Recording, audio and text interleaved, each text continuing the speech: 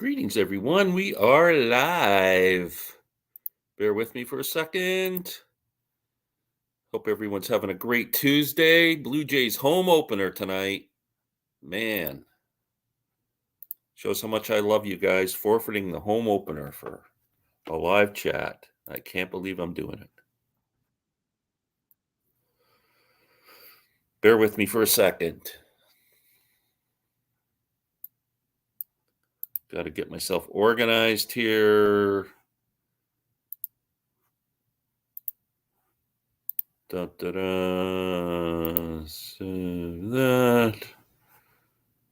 We are good to go. Here we are, Tuesday night. All right. I am all by myself, I think. No comments yet. One person watching. That's good. As long as there's one person watching, I'm here. John, do you want to join us tonight? Let me know if you can. We're doing our top 10 songs from 2000. You'll get it right sooner or later. 3 strikes and you're out, John. I got to block you.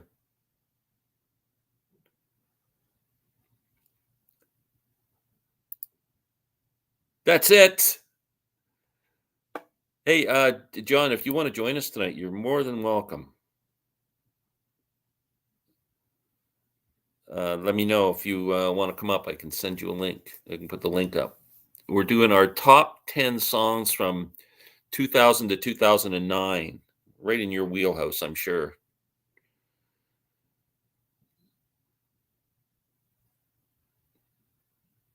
No, yes. Maybe. Ugh. Give me something, John. I'm putting the invite up on the screen.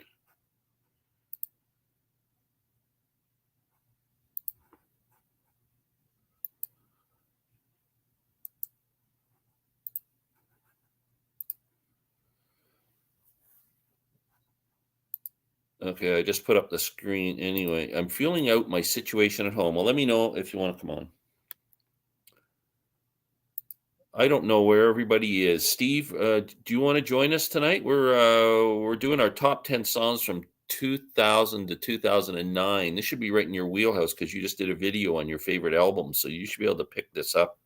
I just put a link on there if you want to come on, buddy.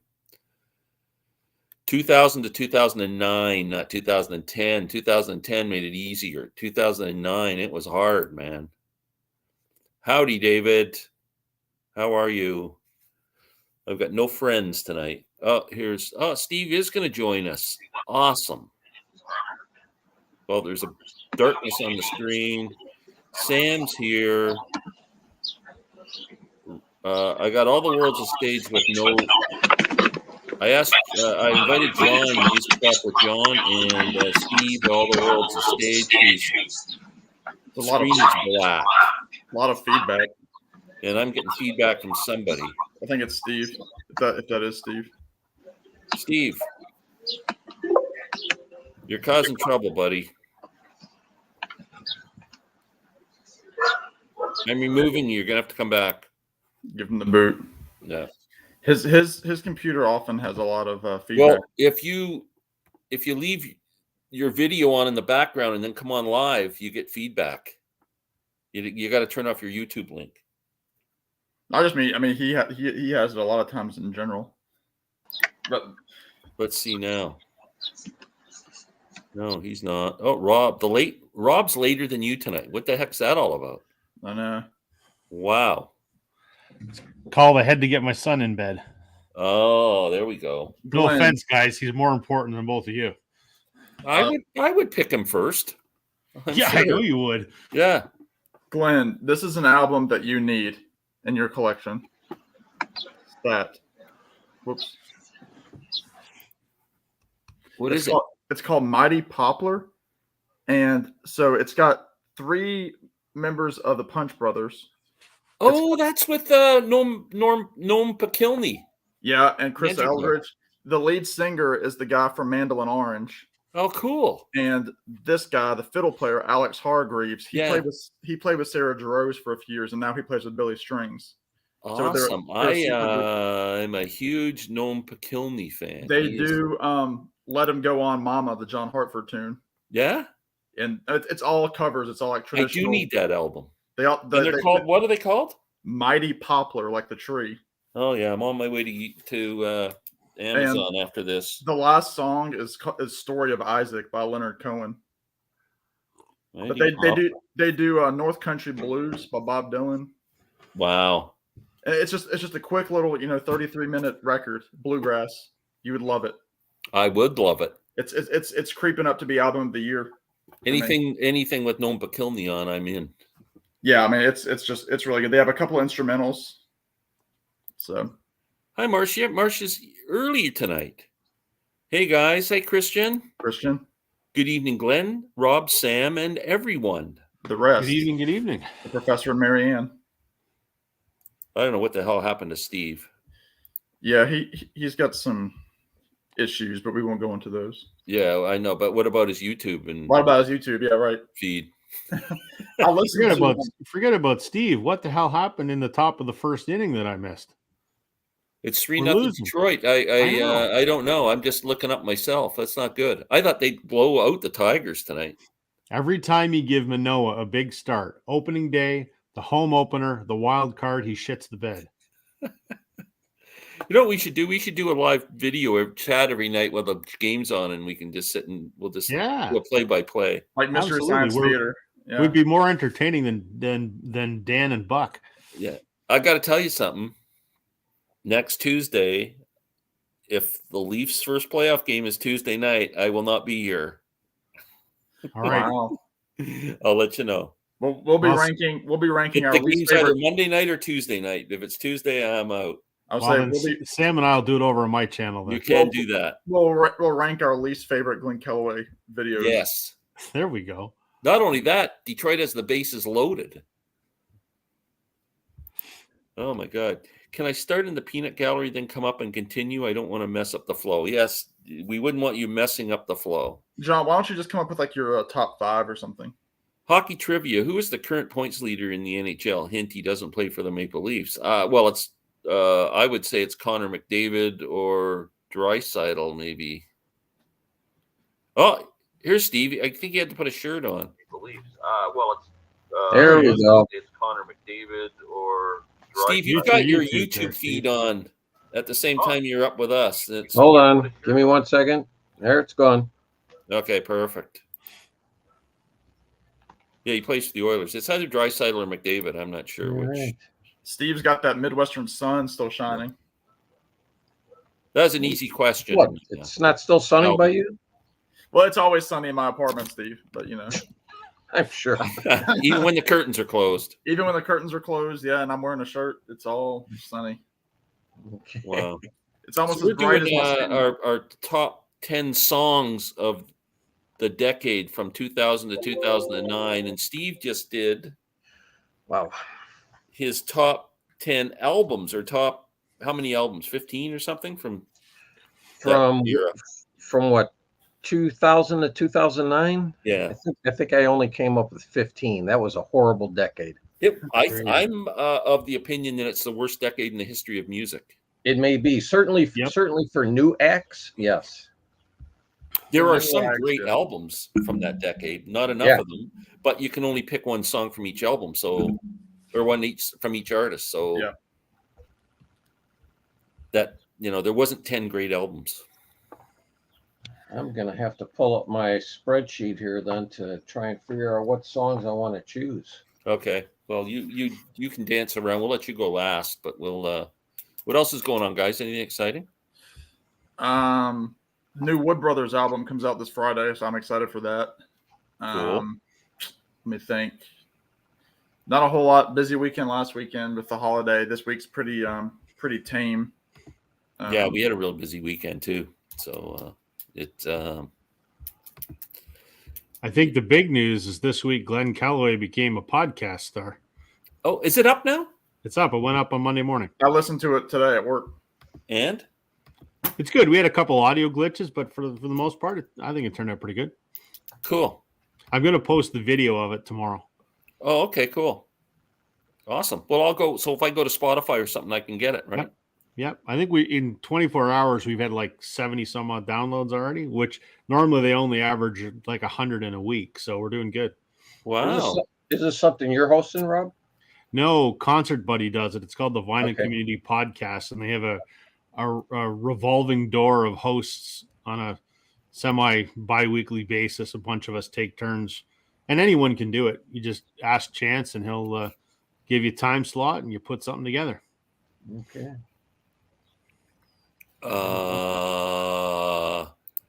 Yes, songs, John, not albums. And some classic artists were still making music. I agree. Bob Dylan had two of my favorite Dylan albums came out in that day, but I can only choose one song. I need 9 more. The problem isn't that there weren't some great albums out there, and great artists making great albums. It's just that you can only pick one song, and then you got to find some more. I struggled. It was hard for Glenn not to keep 5 or 6 songs off of Long Road Out of Eden on this list. Especially on the second half of that album. There's a couple albums that I absolutely love every song on them. I could have made just a top 10 list from one album. Yeah, it was actually, yeah, I'll get to, when I get to it, I'll mention what I was going to say, but Okay, yeah. just understand the parameters. I cannot use the same artist twice. No, no.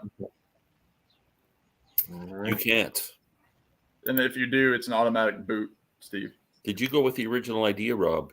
No, we didn't, John. That one's still reserved for whenever you get free time. Glenn and I did a talk about why record collecting is exponentially more expensive in Canada than it is in the States. It was essentially a video, John, to not send VCLT to Canada is what it yeah, down to. Basically. It is ridiculous what you guys pay. Yes. Yep. But the secret is wherever you're sending VCLT in the world, if you're sending something new to someone, do it through Amazon. Go to wherever country they are in, and if you want to send something to Canada, one of you guys, you go to Amazon.ca, order it, and send it directly there. There's no shipping, there's no duty, there's nothing. Same as if I was sending something to you guys, I would go to Amazon.com and pick an album and send it to you. When I shipped that Harrison album to you, that was like $35. It cost more than the album. Yeah. So if you would have ordered that from Amazon.ca, you wouldn't have paid any shipping. Okay. Yeah. Good to know. Yeah. Well, that means you're going to get like 10 albums from me this week, Glenn. Now that I know I can save on shipping. That's great. Send them all at once. They're all ABBA records. I've got a record show coming up on the Sunday, whatever the last Sunday of the month, 29th or 30th or 28th or whatever. The huge one's coming up in Toronto this weekend. Yeah, it's too busy. Yeah, I hate that show because I'm skipping it too. That's the one on Dixie Road, right?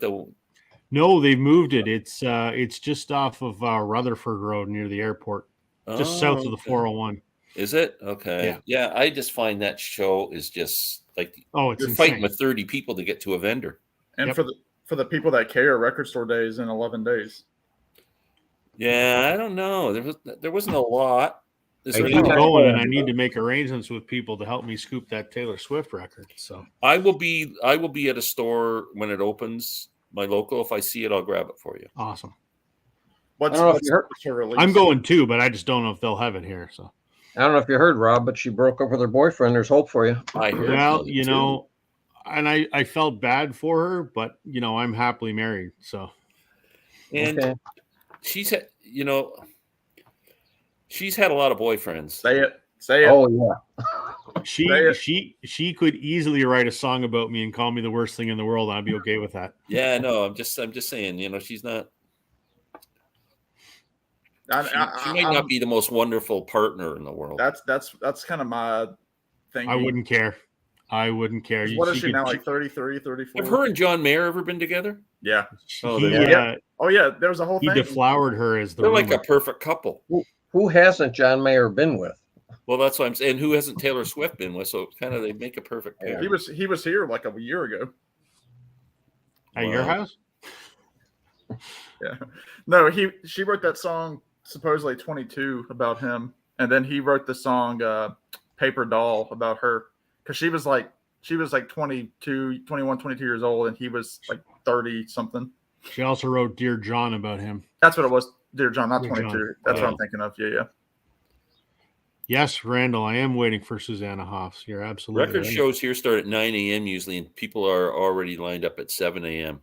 Well, Are you- here, a lot of the shows here that you can do an early bird thing. If you want to pay $20, you can go in earlier than everyone else and buy Are stuff. any of you all interested in the new Geddy Lee announcement for his Yeah, book? he's got a book. Yep. I saw he's got his autobiography coming out. Yeah. I'm very interested.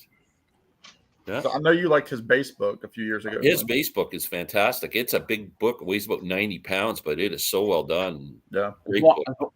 As long as it's not an audio book, I'm fine with it. Yeah, no, I think his book would be great. Lucinda Williams has an autobiography coming out, which I'm excited about. I just mentioned Sly Stone has one coming out. Sly Stone. Yeah. Glenn and I finished up our recording with Rich about 30, 40 minutes ago. Rob's waiting for Susanna Hoffs. Yes. She's Rich going is out on here. a book Mayor and tour, Smith and you deserve can each meet her, other. but she's not Promiscuity coming here. Incorporated. Wow. Anytime that Rich can mention John Mayer in my presence, he's going to do it and smile. I thought anytime he could mention promiscuity, he likes to do that. Oh, my favorite Michael Nesmith tune. I'm surprised he could That's spell that. That's a I'm deep cut. very impressed. I couldn't spell that. THAT. That's very good. So we should get started here. How We'll let Steve go last Thank you. while he does it. And who wants to go first? How about I go first? I never get to go first. about you go first. Okay, we'll totally screw things up. I had a really hard time picking a 10th song. I did a video today, and I mentioned it was 2000 to 2010, and one of the albums I picked was from 2010, and then Sam comments and goes, "No, it's 2000 to 2009," and then I spent 2 hours trying to find a 10th song. I was cursing you out like crazy. Hey, it's not the first time that you've done that. Well, number 10, Bruce Springsteen, The Rising. And I went with the title song, The Rising. This album was pretty much inspired by 9/11. And the song, The Rising, is, kind of about the firemen going up into the building, and very moving song, great rocker. And this actually isn't a bad album from Bruce. So number 10 for me is The Rising.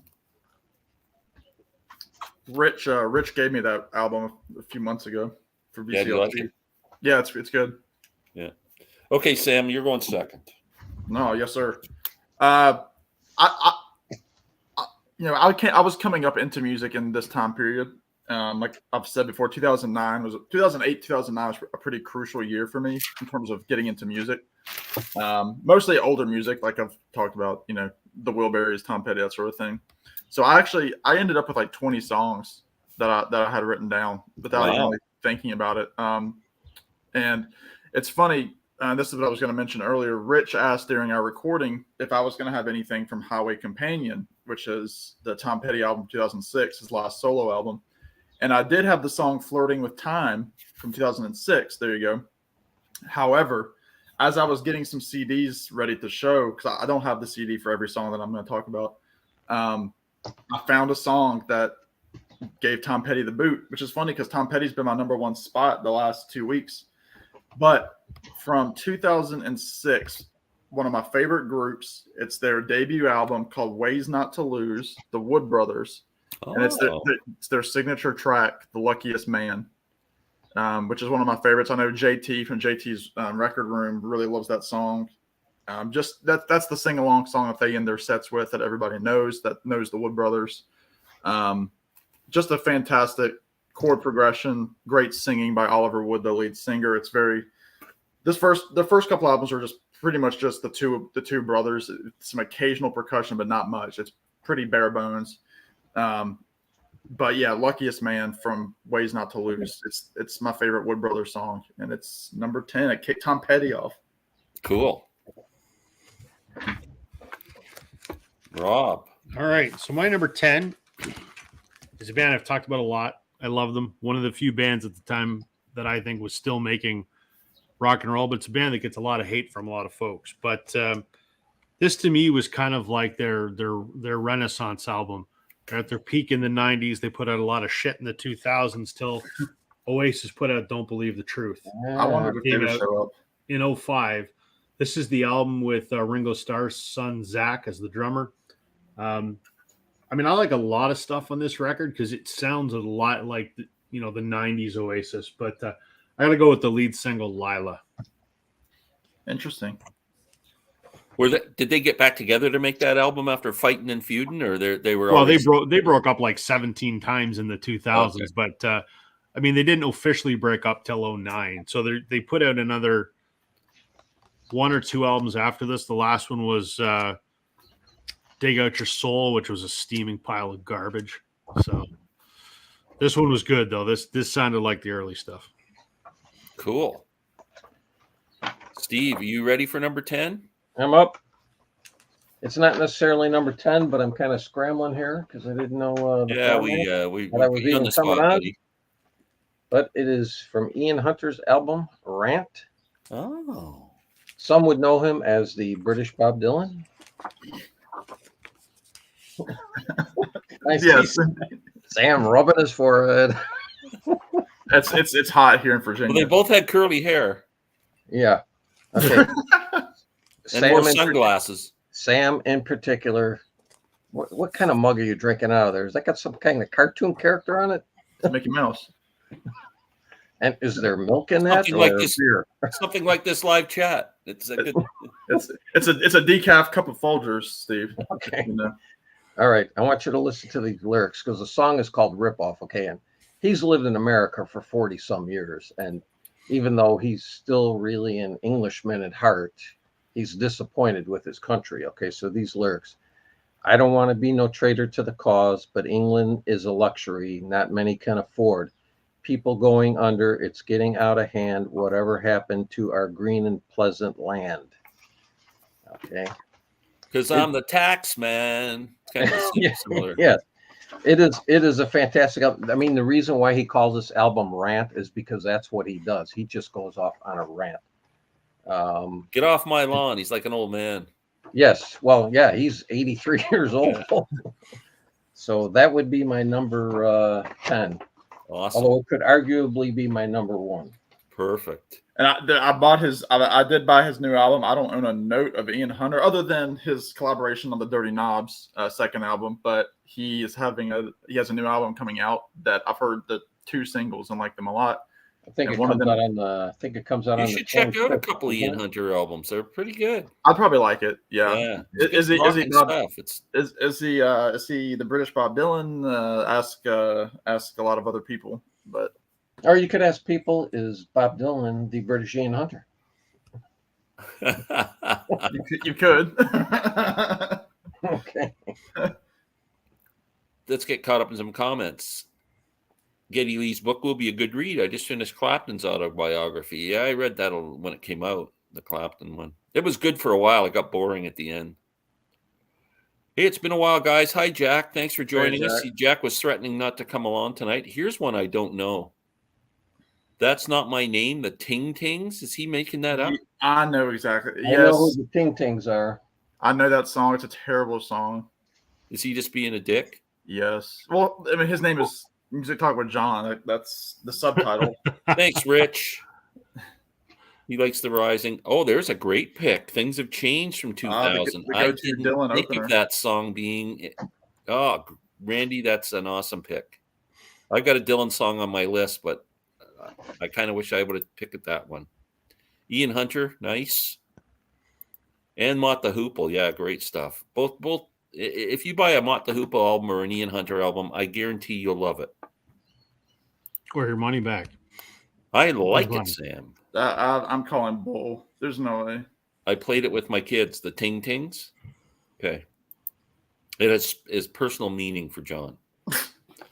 They're the 2000s Bob Dylan, the Ting Ting. One ting wasn't enough. You had to have 2. I'm sure that's a name that Glenn will go out and love because of the name. Yeah, that's another band I won't listen to because of the name. Absolutely. Okay, I'm going Canadian artist here. Canada's supergroup, Blackie and the Rodeo Kings. Put out a lot of great albums back in that era.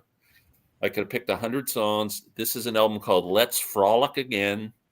They do a Willie P. Bennett song on here called Sometimes It Comes So Easy, which has just this great frickin' riff. It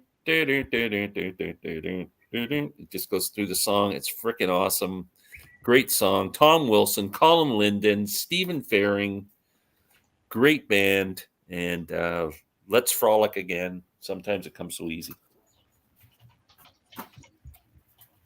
It's me, right? For number 9. It's you.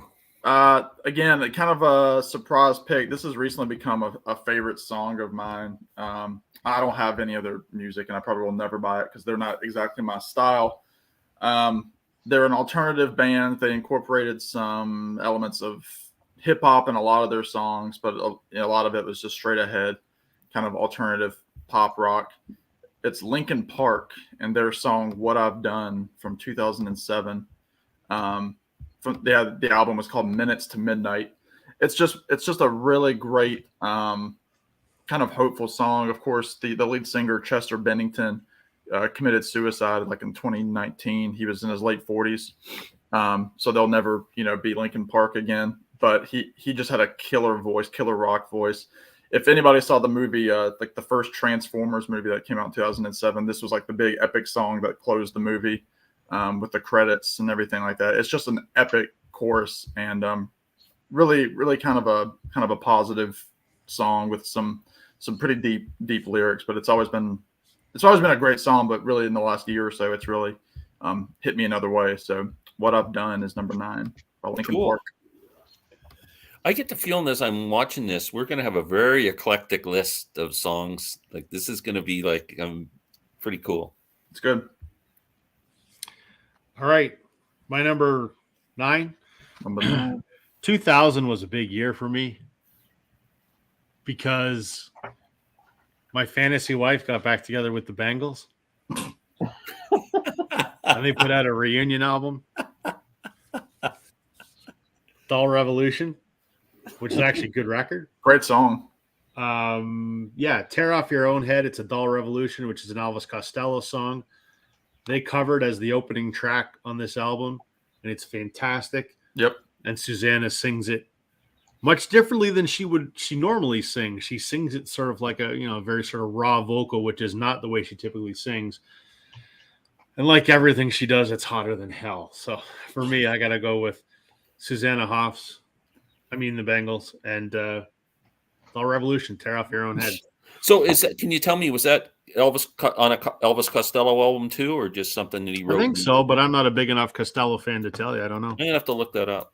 I've seen his version of it, and it's good. I just like their version better. I've never heard the song, so I'm kind of interested. It was on the album When I Was Cruel. He didn't put it out. Oh, I have that album. 2011. So, but I've heard the Bengals version. Bengals, not the Bengals. The Bengals version I've first heard on Little Steven's channel on Sirius. And I remember I immediately went to YouTube and liked it so that I could save it for later. Oh, cool. It doesn't sound like anything else the Bengals did. It sounds more like a garage rock song. Yeah, it's more Joan Jett. Yes, absolutely. Yeah. Wow, interesting. I'm going to listen to it. Yep, it's good. She was just in the news this week too. What's up, Rob? What was it? Yeah, she just wrote a book. She just became a grandmother for the 7th time. No, she just wrote a book, so she's going out on a book tour, and you can go meet her. And I would happily do that, except she's not coming to Canada. And she's also released a solo album that came out this week. She's afraid of stalkers, Rob, so she's not going to come to anywhere. Love has no distance, Rob. Well, this is true, but I also have a job and family commitments. Okay, Steve, number 9 right. or number 8. This is the guy I've talked about. At least I know to Sam. I told Sam he's originally from Iowa, but now he's a Nashville-based songwriter. He's written songs that John Hyatt has done, John Prine, Bonnie Raitt. His name is Pat McLaughlin. Yep. This album called Next 5 Miles. I've seen him a couple times. It's always been in a bar that holds 200-300 people. That's the biggest crowd he's going to pull in Chicagoland area. But the song on here, Morning Train, which he co-wrote with John Prine, Mm. There's just a line in there that I love. It's Constantinople is a very long word. It has 3 more letters than mockingbird. That's great. Why does that not sound like John Prine would be involved? Yeah. John Prine did that on the Fair and Square album. Yes, that is. Yeah. You are Which is the correct. one I gave you, Glenn. You know your John Prine, Sam. Yes. Very cool. There you go. That's great. I wrote that guy's name down. I got to check him out. He did a couple tracks with John for the Tree of Forgiveness too, Glenn. Yeah, you mentioned Prine and John Hyatt. I'm in. They've co-written like 3 or 4 songs together. Yeah. Wow. Okay. I gotta catch up here. So my mouse gets stuck. Christian thought Donovan was the British. Well, he was in 1964. Yeah, he was for like a year. Everclear. Wonderful. I like that song. Yeah. Everybody went low. John Hyatt. What album was that from? Crossing Muddy Water or? No, I think that's that the Tiki Bar is open. No. Or This is maybe 2000. Tiki Bar was open is really early. Perfectly Good Guitar. No, that's too early too. Yeah. 2000s. This is like No, I know. muddy jeans or whatever it was called. And Randy, let us know what album that's off of. The Tiki Bar is open. Is it? Yeah. Wow. You doubted me, Glenn. My apologies. Okay. I thought the Tiki Bar was open was an earlier album than 2000. 2001. Yep. I'll take the Ting Tings over the Bangles any day. Oh my stars. That just sounds silly when you say Ting Tings, John. It makes you sound weird. Well, the Tiki Bar. Okay. My apologies. I don't know why I thought that album was older. Okay. Number 8. Ryan Adams, not Ryan with a B on front, Bryan Adams, but Ryan Adams put out a freaking great album in, where is it? 2000, Heartbreaker. Sam, if you've never heard this album, you would love this freaking album. A lot of country, folky type stuff on here. Does some great stuff on here with Emmylou Harris and the song called Winding Wheel and Amy and Oh My Sweet Caroline's a beautiful song. But I picked a song called Come Pick Me Up, which is about breakup song where he accuses all his friends of stealing his records and screwing his girlfriend. And it's really kind of a cool song. It's very fun. It's funny, but it's poignant. And this is a really great album, Heartbreaker, Ryan Adams. That's my number 8. Well, I knew I wanted to pick a song from this band, and I didn't know which one I was going to do, but I think the reason I went with this is because it holds a specific memory to me. The band is Death Cab for Cutie, and it's from their album Narrow Stairs from 2008, and it's their song called No Sunlight. The reason it holds a special place to me, first of all, it was the first Death Cab song that I really got into, and kind of I'm not a mega fan, but I'm a moderate enough fan of at least a couple of their albums, this one in particular, Narrow Stairs. But when I went to London in college in 2016, for our final project, we had to write some sort of paper about, whatever the course was that we were there for, and one of the guys that I was hanging out with, he went into film, and he does film now pretty successfully. And he decided to make a 2-minute, collage of London with video and photographs and everything. And he used the song No Sunlight as the background track. And I've got the film saved on my computer, and it takes me back to being in London and seeing that those clips and, everything that we did for those, 8 or 9 days that we were there. So No Sunlight from Narrow Stairs, but the rest of this album is killer. It's really, really great. It's got a couple of like Beach Boys elements in it, but also standard Death Cab sound. Cool. Yep. It's striking me that we're all picking like deep cuts from albums. It's not like a lot of these things aren't like, it just shows where top 40 radio was. There's no, I don't No, know yeah, if it was it trash. even existed now. Yeah. So, All right. So my number 8 is the debut album from a band that I love.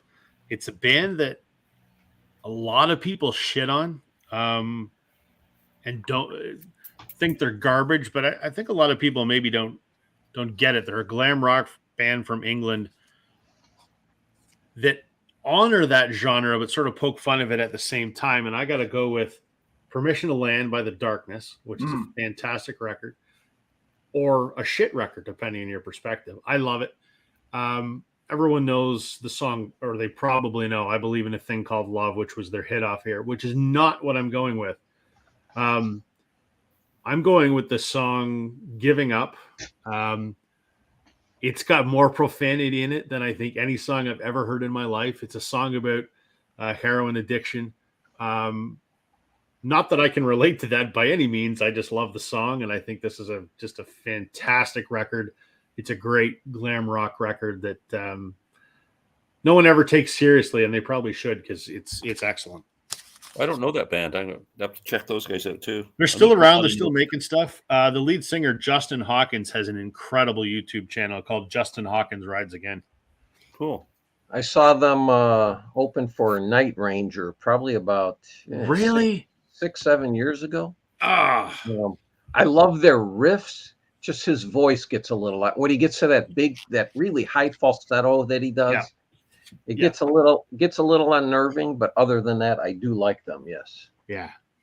I can see that. Sometimes his falsetto rubs me the wrong way too, but yeah, kudos to him for doing it. But I just love how flamboyant he is, and you're right, the guitar riffs are incredible. Yeah, I mean, they do like AC/DC riffs. Yes. Yeah, just Wow, interesting. I know Matthew Street, who's a big power pop Beatles fan. He likes The Darkness a lot. That's like his band that you wouldn't expect. He's done a video on them before. He's seen them a couple times with his son. If you have an issue with profanity, though, they're not the band for you, because in that album, they probably swear 400 times. Yeah. Wow. all right. This artist, I'm sure Glenn knows. This is his solo album. It's John Wesley, his album Shiver. Now, Glenn, you'll know him from his work with Porcupine Tree. Okay. He's the touring additional guitarist they always have. Now, when I saw him on the Deadwing tour, he did the opening. Because I saw him 3 nights in a row. They played in Chicago 3 nights. Wow. He did the first night, and then the next 2 nights was Robert Fripp doing his soundscapes. Are you familiar with that work of Fripp? Yes. Okay. So anyway, but John Wesley, great voice, because he also sings backup vocals when they're playing live. But there's a song on here called Star, and it is a really it is a heartbreaking and yet vindictive breakup song. It's just great. I mean, his vocals just soar in this song. But I mean, give you an idea of the lyrics. I swore I would never be one of those numb, vindictive, chained to a ghost, chant of a worn-out mantra. And then the chorus is, hey, star, how about a little light to show me where you are? Hey, star, a little mercy here would go pretty far. Hey, star, this is the year of letting go. So, Oh, I got to check him out. I think that's his best album, Shiver. So I think that's 2005, same year that Deadwing came out. Excellent. John, you're right, Glenn. I think we're all going dumb. We're all going deep. Stump us. Oh, We don't okay. have the horn. Where's Alex? How about which song gave Elvis Presley his first U.S. #1 of the 60s? Who's got that one? I'm not an Elvis guy, so you're Of asking. the the wrong guy. 60s? It's Now or Never. Is that it? Yep. Was that 1960? Yep. I won't say, but that's an easy Right after he one. got back, in 56 or whatever, or 57, he left to go into the Army. When he came back, It's Now or Never was his first #1 after he got out of the Army. Bob Bob F is saying Suspicious Minds. That was his last number one. Yep. Keep it on the down low. Burn. Oh well, No, it's not. It's now or never. John is wrong. I'm going to look it up. If it's not, John, we're gonna have to block you if you're wrong. Oh shit, I'm wrong. Oh, That was his second number one of 1960. what was the Shit. first one then? is it Love Me Tender? Stuck on You? Stuck on You. Wow. Oh. I saw it. Now or never. That was his second number one hit. Wow, John- look at that. John mentioned Clint Eastwood by the Gorillaz. They were on my top 10 at one point. That song. Yeah, I've never heard that song. You wouldn't like it. Okay. You wouldn't like it. I And promise. Randy picked 8 Snow, Hey Ho, Red Hot Chili Peppers. Good song. I didn't pick any I might have picked some Peppers if I was in high school. No offense to you, Randy, but they were like, I listened to them more when I was 18, 19 years old. So number 7, I'm going with another Canadian artist, singer-songwriter. She made my list last week too, and she always makes my list when her albums are available in that decade. But Kathleen Edwards, great album, Asking for Flowers, and I am picking the title song, Asking for Flowers. It's just a really pretty, beautiful song, great lyrics, great vocals, great songwriting, and Kathleen Edwards, one of the great Canadian singer-songwriters. So I figured you would have picked something off Thaler. I was thinking about it too. I had, or Back to Me. There was like 3 albums. Yeah. I Yep. could have picked 10 songs. Yep. She Yeah. was on my short list. Yeah. All right, number 8. Again, we're sticking to these deep cuts, and I don't Number apologize. 7. Was it 7? Yeah, number 7. Sorry, I was like, yeah. This is another band that I talk about on my channel. They never get any love. They're a trio called Good Old War, acoustic trio. This is from their debut album called Only Way to Be Alone, and it's the first song on the album called Coney Island, not the Taylor Swift song, Rob. But it's the song Coney Island, which is probably their biggest hit. It's one that I love to play on guitar. They're a great 3-part harmony group. The name of the band comes from their last names, Goodwin, Arnold, and something. Anyway, they take letters from their last names and make Good Old War. But this whole album is really great. Again, it's called Only Way to Be Alone. The title track called Coney Island, absolutely fantastic. And they've been on hiatus since like 2018. That was the last time they put out any music. And I wish they would get back together and do something. But if you like acoustic, if you like 3-part tight harmonies, Good Old War. Never heard of those guys. And great guitar playing. The Where are guitar they from? player.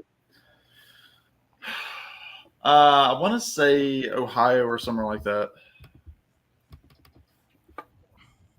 I'm interested. They might have been from Philly. Yeah, they're from Philly. John saying I missed some number 8 picks in the crowd here. I think I got them all, John. He corrects you back. if you didn't. Rob. All right, Number my 7. number 7 from 2003, a band from Australia, Jet. Really love these guys.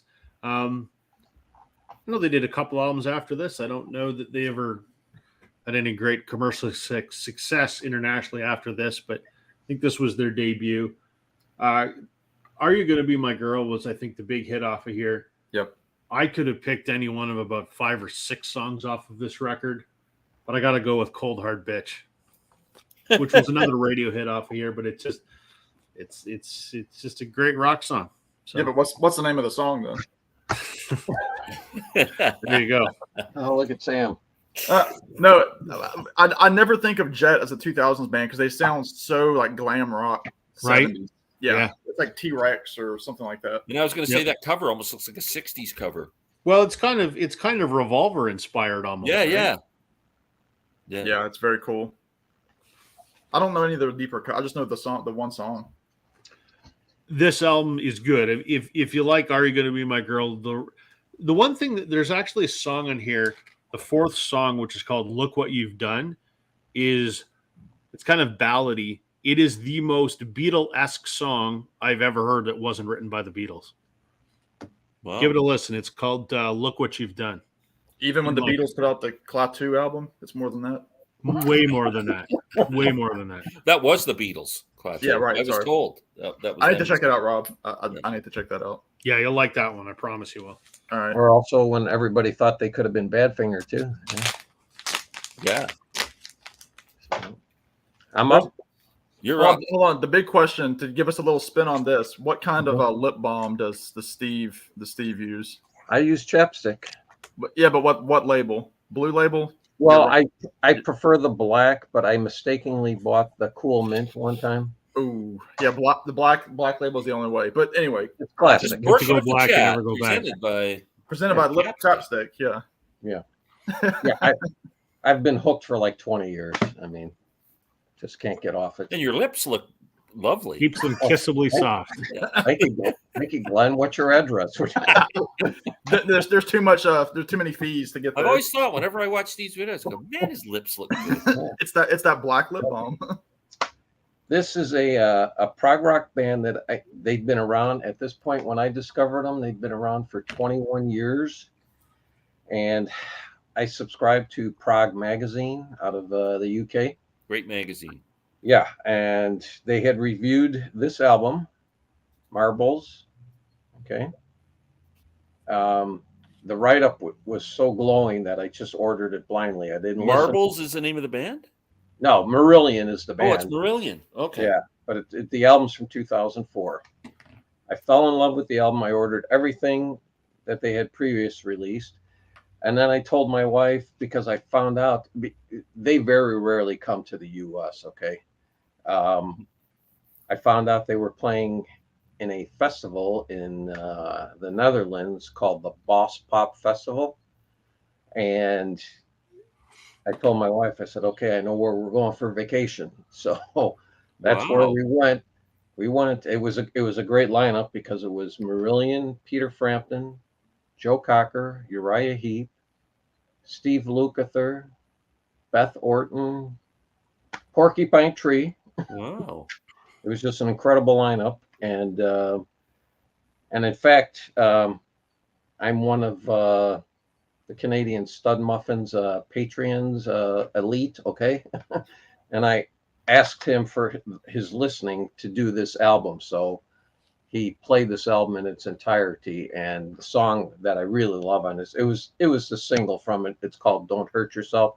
Starts out with a nice little acoustic guitar, builds up, really kind of kicks in, but it just has a great hook. They play here in the U.S. They'll play at 2,000 seat venue. Yeah. I mean, but over there they're playing much bigger venues. But very good band. I mean, there's two versions of the band. Who's There's the singer in that one? Fish or the other guy? No, this is Steve Hogarth. Steve Hogarth. Yeah. Because Fish only did those first four albums through 83 to 88. And then Hogarth came in 89 for Seasons End, that album. But yeah, I mean, it's a great vocal performance too. Also, you mentioned his name. Very cool. That's Marbles. Music Talk with John. Randall Nelson, number 8, Snow, Red Hot Chili Peppers. Yeah, I did mention that. He's giving you the lowdown. Number 7, 21 Guns, Green Day. That's a good song. Randy picks Norah Jones, Without an H.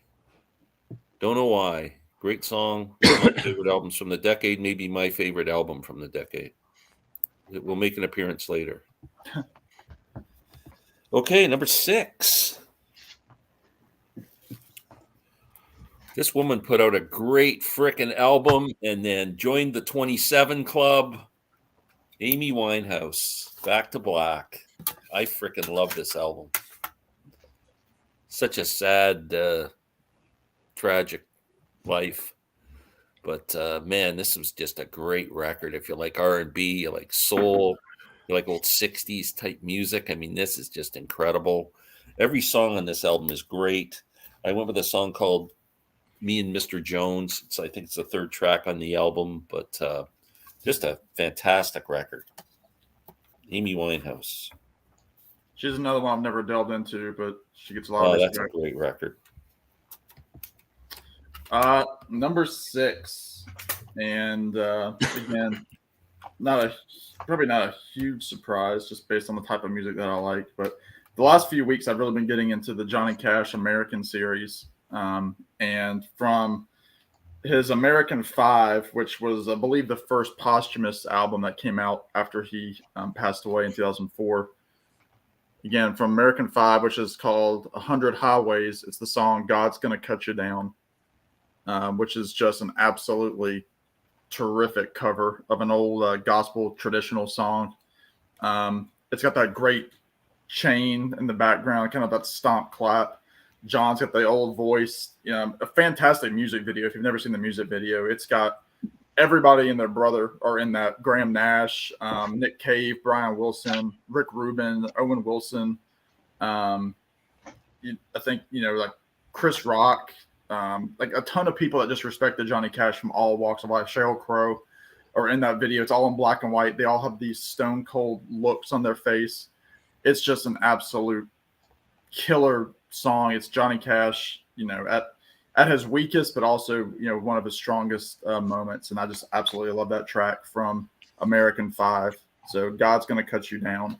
Cool. Yep. Can never go wrong with Johnny. Yeah, and those albums are all just fantastic.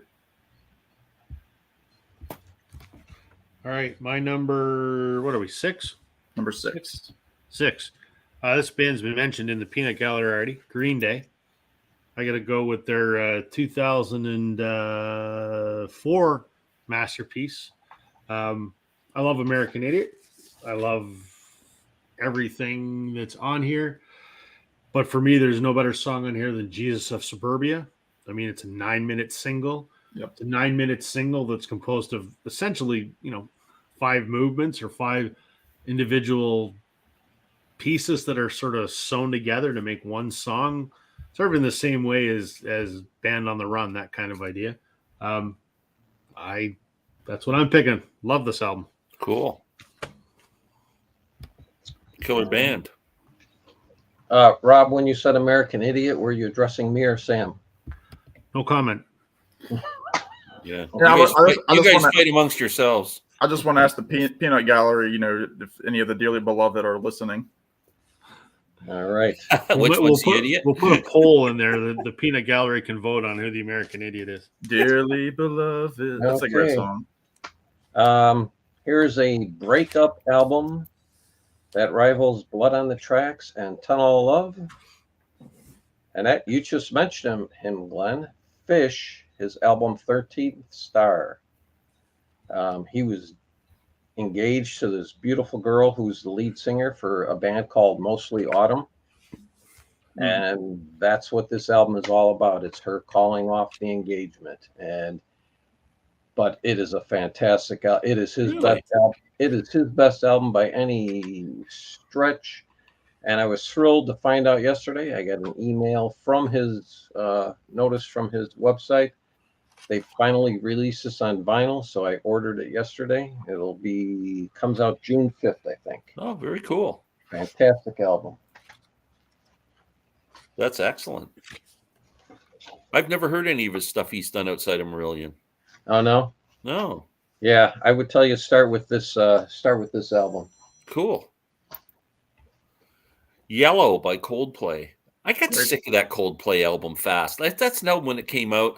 A Rush of Blood to the Head, right? I love it. Isn't it? No, Yellow is from the first one. Oh, okay. I was thinking about the other one. Even as a whole band, like when they first got with, geez, these guys are really good, but I got tired of them really quickly for some reason. They had no staying power for me. That's a great song. I do love that. Yeah, Parachutes. That's what it was from. Randy says he didn't know there was a spelling test. Well, there wasn't until Rich set the bar really high with spelling promiscuity perfectly. And if you can do that, you can spell Nora. Come on. Yeah. I saw Marillion at the Park West in Chicago. Okay. Christian. Very nice. Oh, Randy. Randy's picking the Avett Brothers. Sam's not. I left off the Avett Brothers completely. I shortlisted them. Why did you leave them off? I didn't really think about them as being that era, like early Oh 2000s. man. I might have Wow. to make a change here. Okay, we're down to the top 5, boys. Good gosh. I am going with Lucinda Williams, who put out a couple of great albums. And I think the best one she put out at that time was called World Without Tears. This album, every freaking song on this album is great.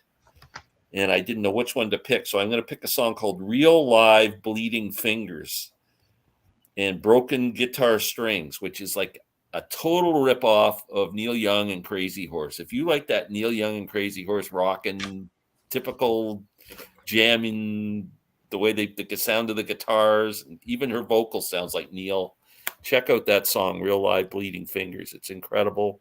This is a great record, World Without Tears.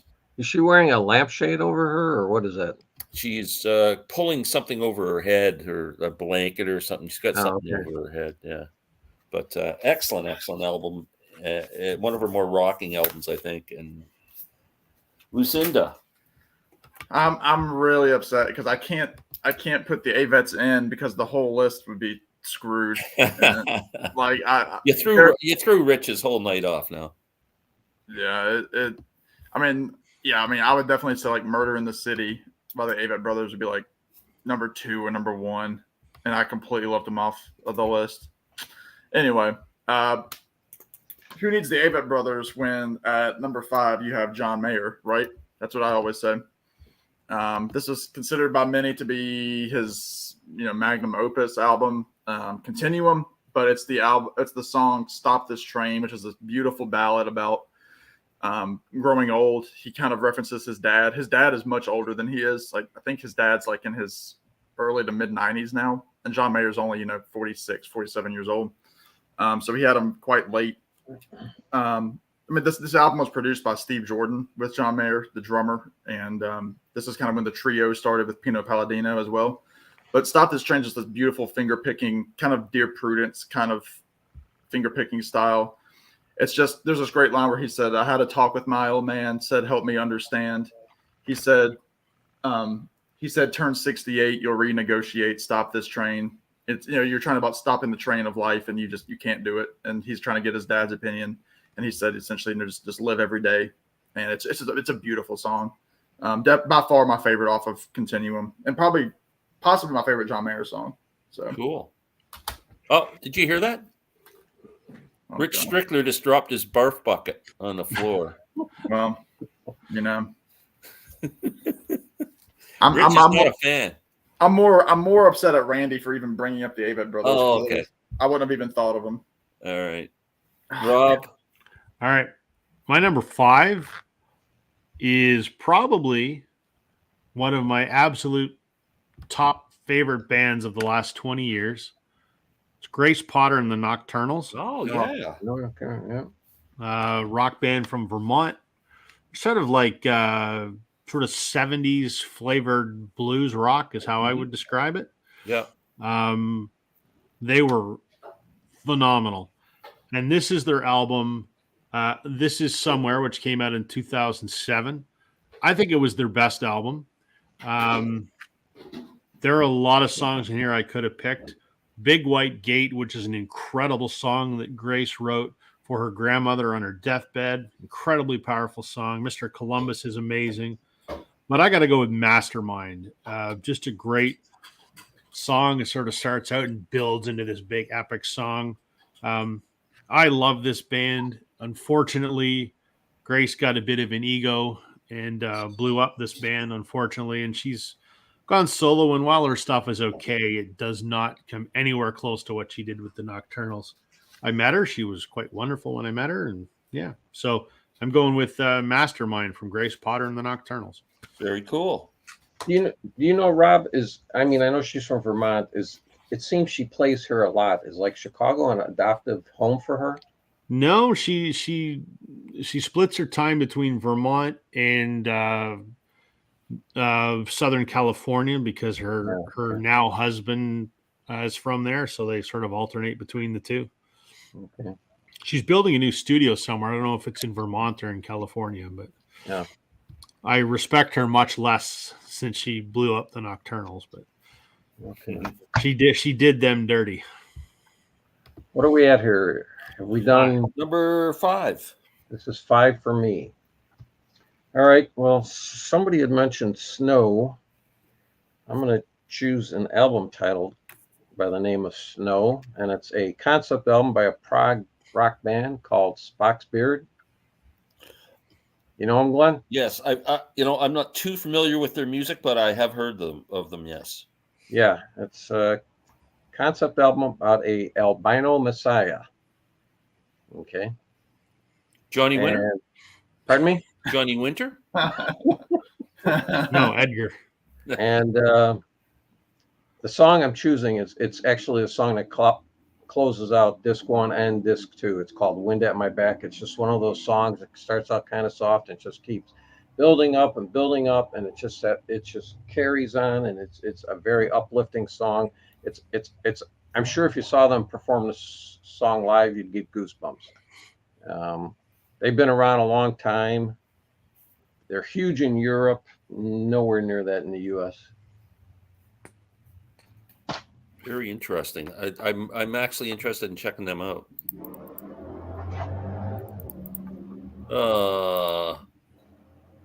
John, number 5. I Hung My Head, Johnny Cash off American 4. The Great version.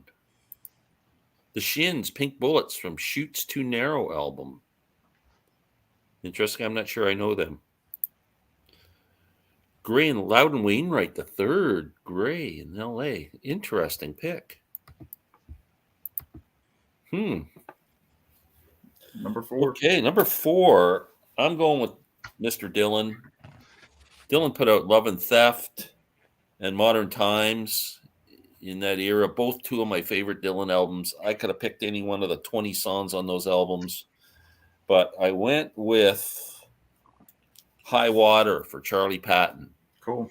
Probably because there's a banjo in it and it's kind of cool lyrics, and I just love that song. But this album's got Mississippi on it, and there's a ton of great songs on this album. So Love and Theft, High Water. That's Love that album. Larry Campbell, right, on the banjo. I Yes. believe. Yeah. What a musician. Number 4 for me, again, kind of in the same vein as like the Linkin Park song. Again, another song that's really, it's really given. It's grown in stature for me over the last year. I would say from 2005 by a band called The Fray. It's their song "Over My Head," which is just this great tune. It's also called subtitled "Cable Cars." But it's just this great piano ballad, with this, chorus that kind of soars when they kick into it. It's like, everyone knows I'm in over my head with 8 seconds left in overtime. She's on my mind. She's on your mind. It's just this really, really great, really, really great tune. And again, it's for a while I thought it was overplayed because they played it so much on adult contemporary radio. But it's really, really kicked in for me. So Over My Head from 2005 by The Fray. Very cool. All right. My number 4, I know Steve is going to like this pick. Right. The artist that I consider to be the greatest current rock musician in Canada, from his 2005 album, Matt Mays and El Torpedo. There you go, Steve. Steve knows there's half a dozen songs you could pick in here that are so damn awesome. I thought about Stand Down at Sundown, but I got to go with the song that was Matt's big breakthrough hit, Cocaine Cowgirl. Cocaine Cowgirl, yep. I saw him live on that tour. Great song. I've met Matt several times. I have a long love affair with this band. So he's, as Steve has described him, the Canadian Tom Petty. Yeah, I could see that. Sure. Just amazing singer-songwriter making real honest rock and roll. Cool. Oh, Canada. Sam, what do you think of the album? Have you given it a couple listens? I've given it a listen because it was a longer album, so I listened to it on the way to work and back. I really enjoyed it. I did. It's one that I'll go back to. All right, that is not his most Tom Petty-esque album. I mean, really, his first album is His really first the most Tom Petty-ish. Yes. And I saw he did a COVID version of that album as well. Yeah, he did an all acoustic version of it. Yeah. But I haven't heard it. Have you heard it, Rob? I haven't. I heard own that. it. It's fantastic. Is it of Once Upon a Hell of a Time? It's better than the electric version. Oh, really? Is it? Oh, by Okay. far. By far. Isn't it called like Twice Upon a Hell of a Time or something like You that? got it. Yeah. I mean, I just didn't get it because I love that album so much. I'm like, okay, do I need to hear acoustic versions of that? You, But a- will you be of all ordering people it. absolutely do. Yes. I need to Wow. hear it. okay, I'm embarrassed as a Canadian to know that I don't know any of Matt Mays' music. well, you should. Start with this self-titled debut. That's probably your I will easiest check them out. Yeah. access point. City of Lakes. What a great song. Yes. All right. This is a guy from England. His name's Richard Hawley. He was briefly in the Brit pop band Pulp. Okay. With Jarvis Cocker. But his album called Cole's Corner. This is a pretty soft, melodic album that you probably wouldn't think would be in my wheelhouse, but I play this album like crazy in December and January. It's just that kind of album. Sure. It's called Cole's Corner because it's actually a meeting place in his hometown, Sheffield. It's where lovers would meet up to go out on a date for that night, because here he is, he's all alone and he's standing here with a bouquet of flowers. So obviously he's been stood up, but I can't even tell you which. I guess I would say the song The Ocean. It's just a beautiful song. I mean, every song on this album, to call them beautiful would probably be, I'd be underselling it. So there you go, Richard Hawley. Huh. Very cool. I'll have to check them out too. Okay, let's get caught up on here.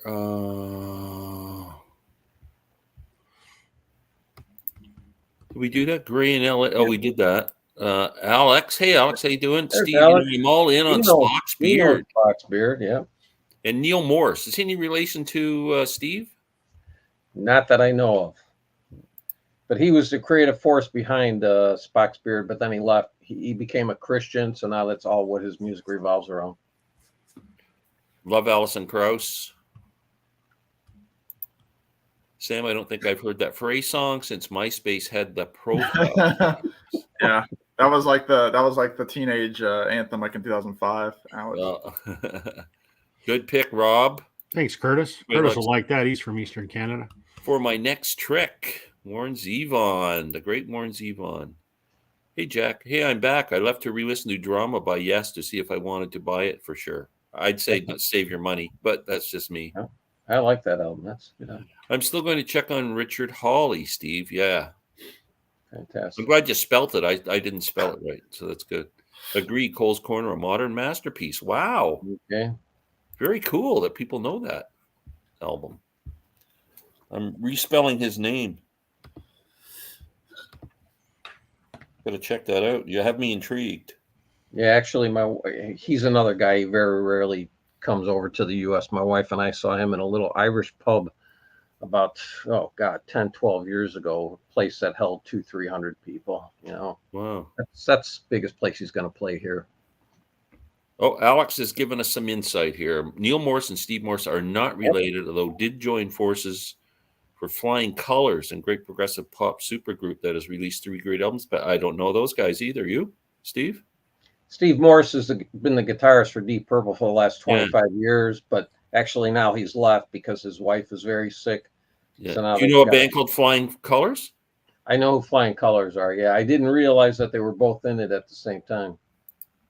Drama is a great album. Come on, Glenn. Okay, I was just teasing. It's just if you look at the Yes catalog, it's not. I would rank it I wouldn't rank it in the top 5, but. No. Yeah. If you got all the others, then I have it. So who am I to tell you not to buy it? Okay, we're down to the top 3 These are all incredible records. Steve Earle, my favorite Steve Earle album. I love Steve Earle. Washington Square Serenade. This is a fantastic frickin' record. Every song is amazing.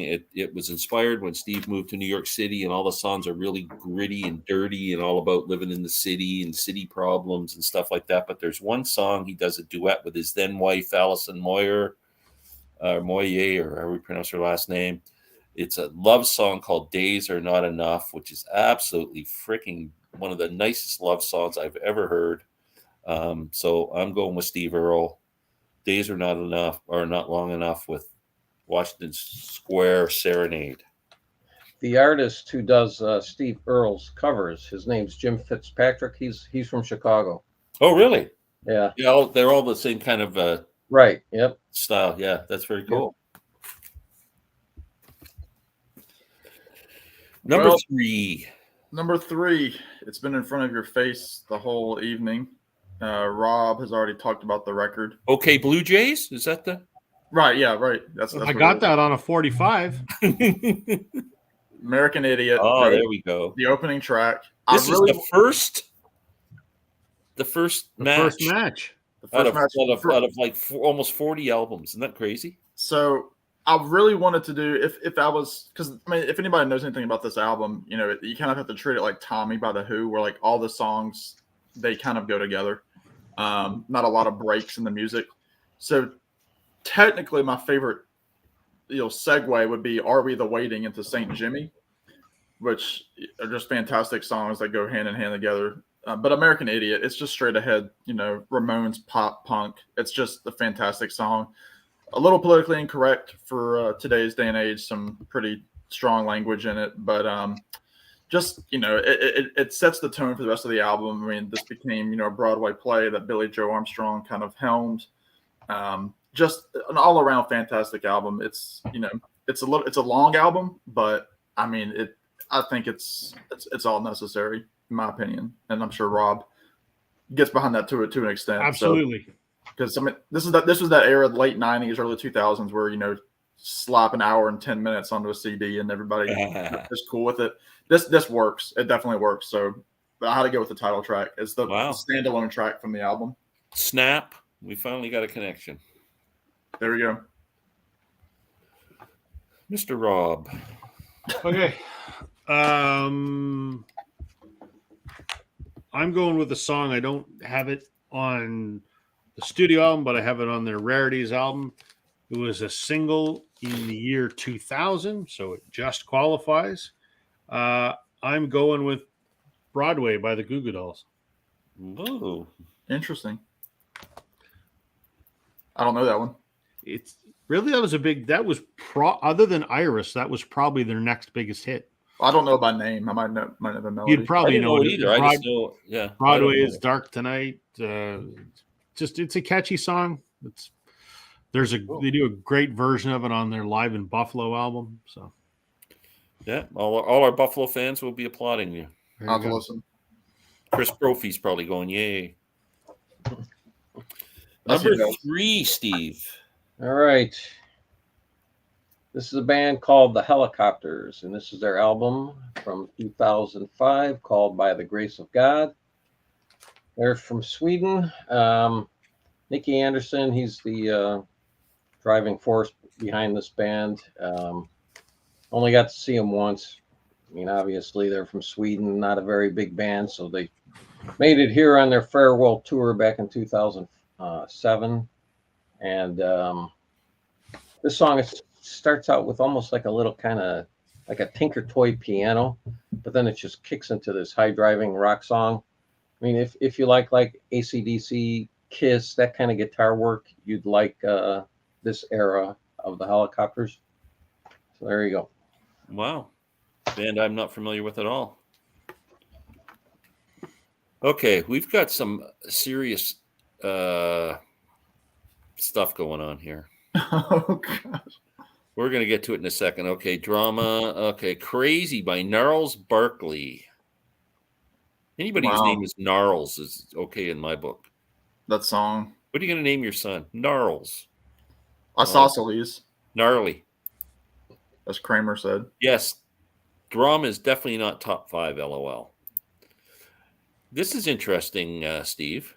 Yeah. Roy, Very good Richard album. Hawley's album "Standing at the Sky's Edge," a great psychedelic masterpiece. Have you got that album too? I have all his albums. Wow, He just put out an incredible live album. It's CD and a Blu-ray, and the film footage, and you can see some of the film footage on YouTube. But it's Richard Hawley at Peace Hall in Halifax.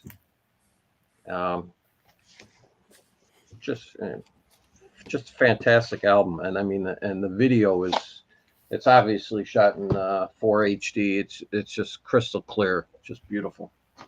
How is this all recent stuff, or is this a guy who's still current? Or Well, he's been around. His first solo album probably came out probably 2000. But so I mean, yeah, so close to 25 years he's been putting out stuff on his own.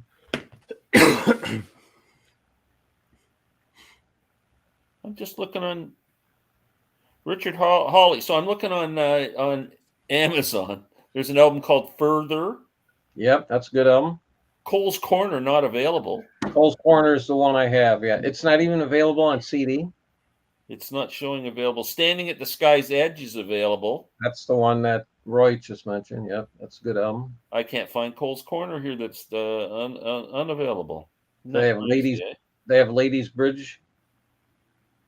Wow, you got me really intrigued with this guy. I gotta check it out. Yeah, very good guitar. Very good guitarist too. Awesome. See, here's where things are getting a little out of hand here. Jack, our good friend Jack, who we love very much, got us in the doorway. Mick Jagger is a great album. I can't say I've ever listened to him. Agree or disagree? I never heard anybody say Mick Jagger's solo album is great, but I have never either. And here's even worse one coming up. Bob F., another guy we love. Music guy. Wow. All Jagger solo albums, and I prefer them over the Stones albums. Are these guys joking? I hope. I will take some of Keith Richards' solo albums over some of the Stones albums. I agree. But this is getting crazy. Yeah. Phew.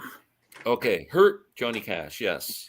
That almost made my list, but then I remember I like God's Gonna Cut You Down a little bit more. Don't be a music snob, Sam. Were you being a music snob? I told him I didn't like Gnarls Barkley. Oh. I like Charles Barkley. Amy Mann. Yeah. Amy Mann's good. Good. I like her.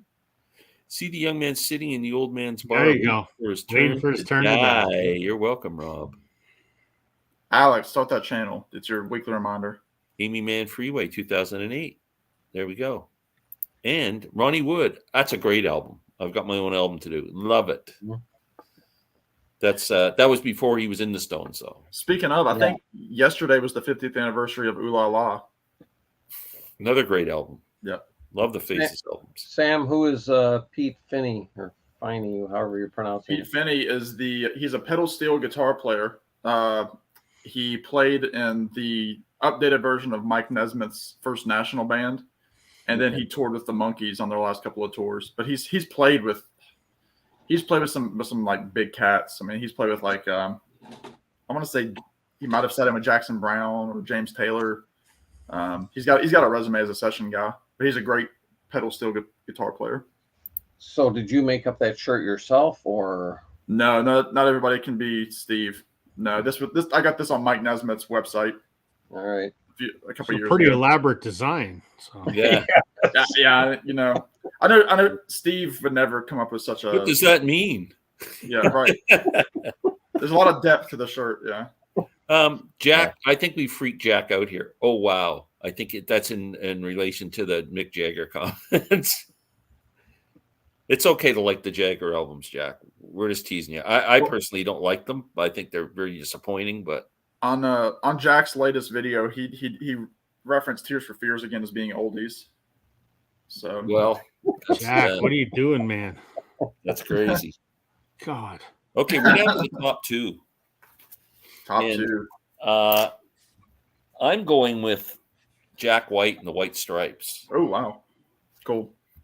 This is a great comp that came out a couple of years ago. The greatest hits album's got everything you'll ever need by the White Stripes. My sister thanks you, and I thank you. The White Stripes. I'm going with the greatest sing-along song ever made, Hotel Yorba. It's 1, 2, 3, 4. See ya later at the Hotel Yorba. Great song. Wow.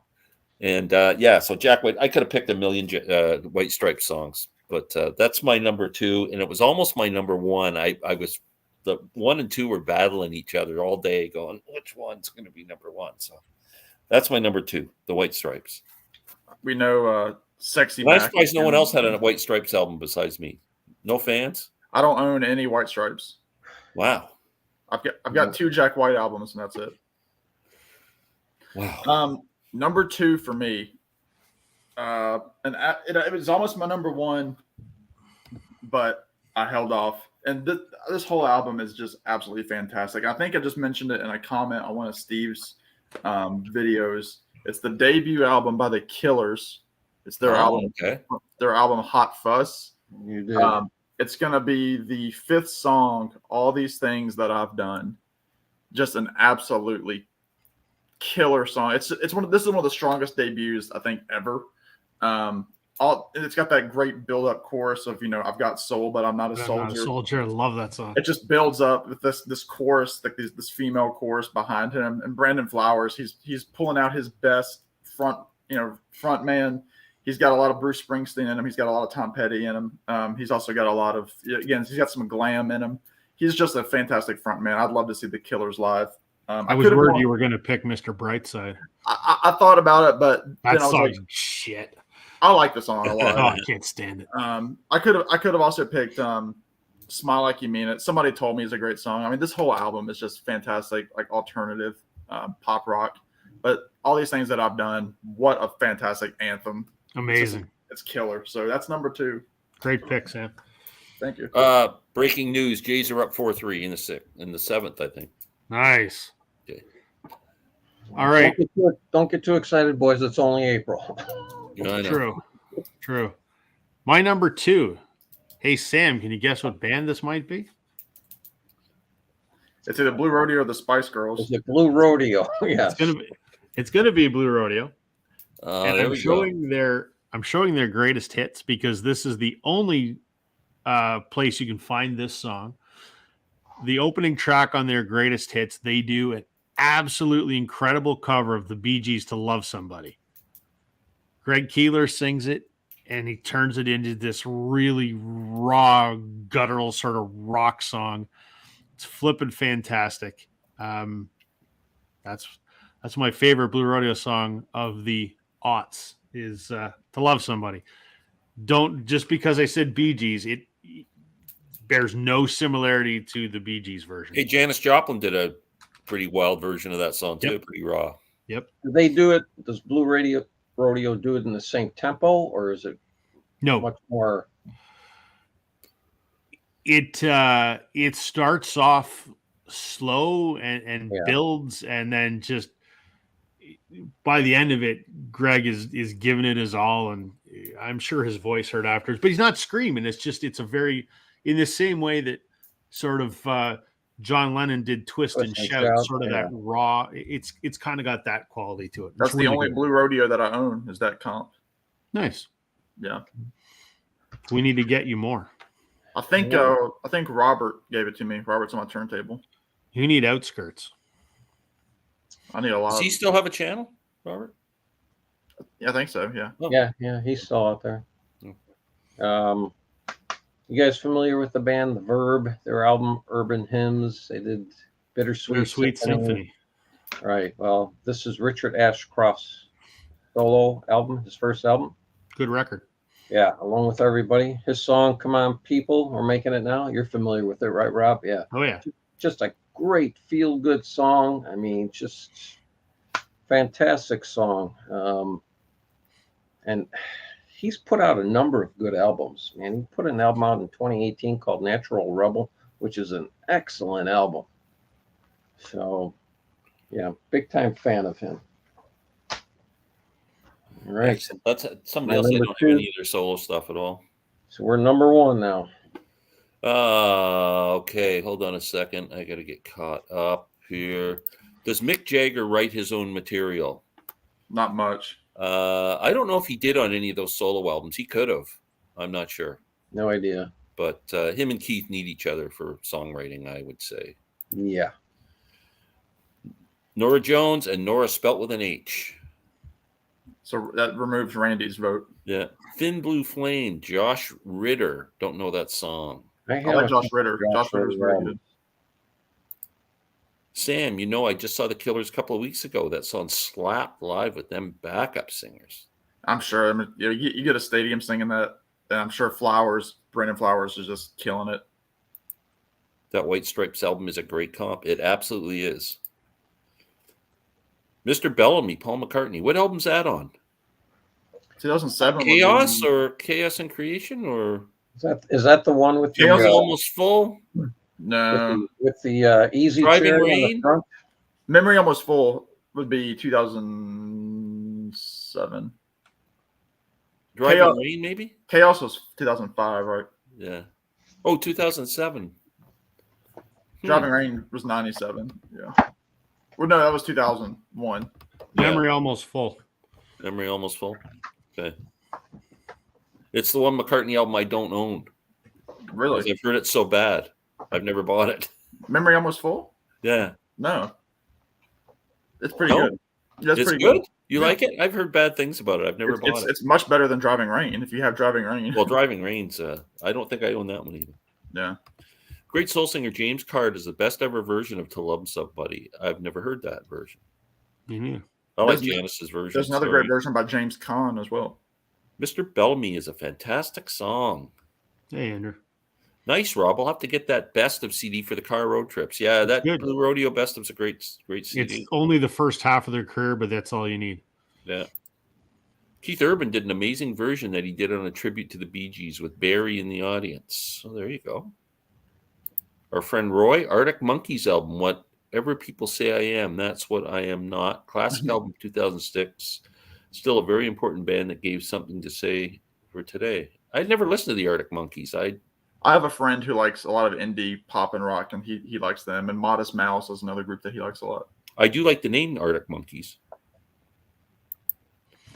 Memory Almost Full. Thank you.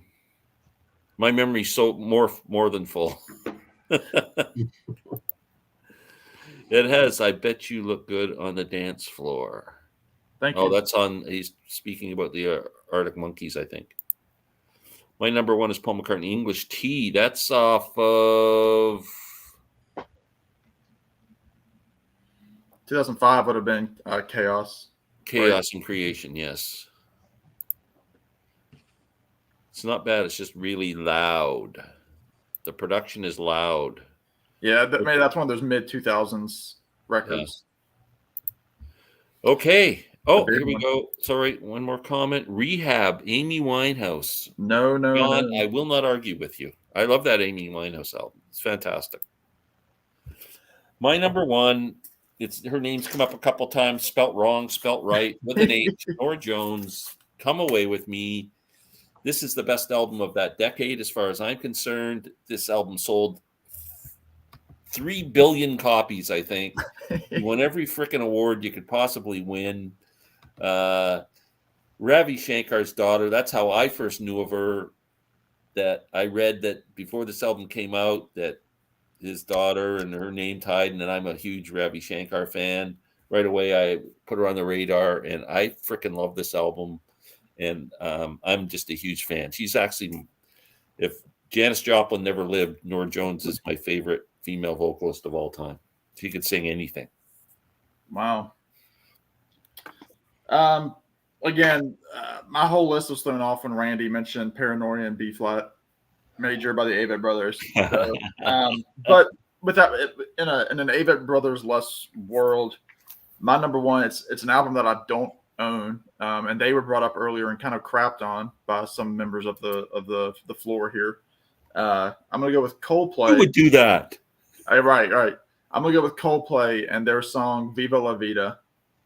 Just a fantastic, great kind of Beatley string section in the background. It's got the big, church bell ringing in the background, which when they do it live, not Matt Chamberlain, the drummer. I think his name is Matt something.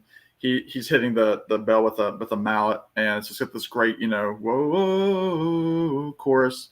It's just, it's one of those songs I'd love to see live. It's, kind of one of the last great moments that Coldplay had before they really started going mainstream pop. Another group that did that around the same time was Maroon 5, who kind of started a little bit bluesier, but then they started really getting into just pop dance music and turned to crap. I still like some later Coldplay stuff, but Viva La Vida, I think was their peak song, and it's number one for me. Wow, it was a big hit. Yeah, love it. Okay, my number one is from maybe my favorite album of the decade, actually.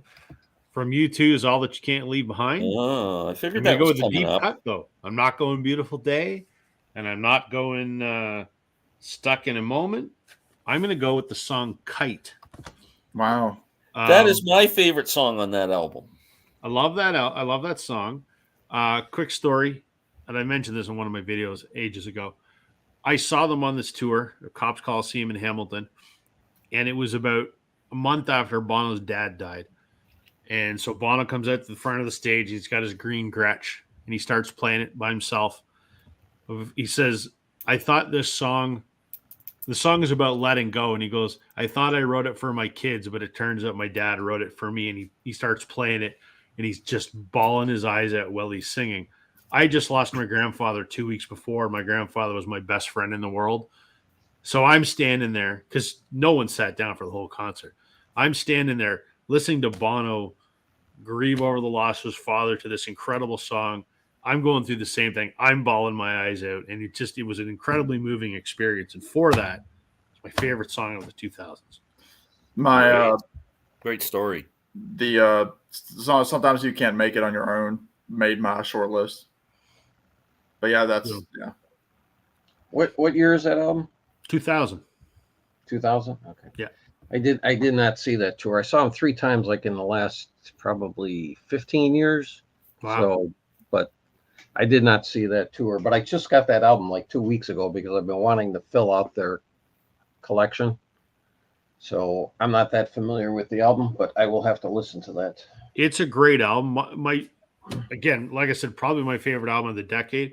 My only complaint about it starts off very strong, and then it just sort of trails off towards the end. That for me, even the last 2 songs I start to lose interest just because the energy but it's still a fantastic album. I love it. I still think it's one of their best.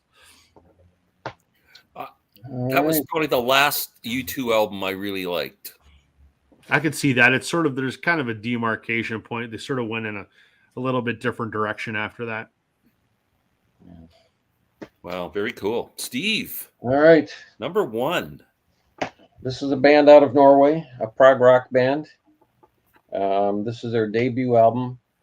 For me, I can argue between this and Porcupine Tree's Dead Wing being my favorite album of that decade. And that is the album Identity by the band called Airbag. It's a horrible name for a band. I know that. The guitarist, he worships at the altar of David Gilmour. There's no denying that. The last song is my favorite song, Sounds That I Hear. And the last 3 minutes, it's They're Comfortably Numb. Wow. Really? Yeah. I wrote that down, Airbag. Yep. The album Identity. They have 5 albums. Their most recent album, they were originally a Pink Floyd tribute band. And if you can picture the album cover of a Momentary Lapse of Reason with all the beds on the beach, let me show you the album cover for their most recent album.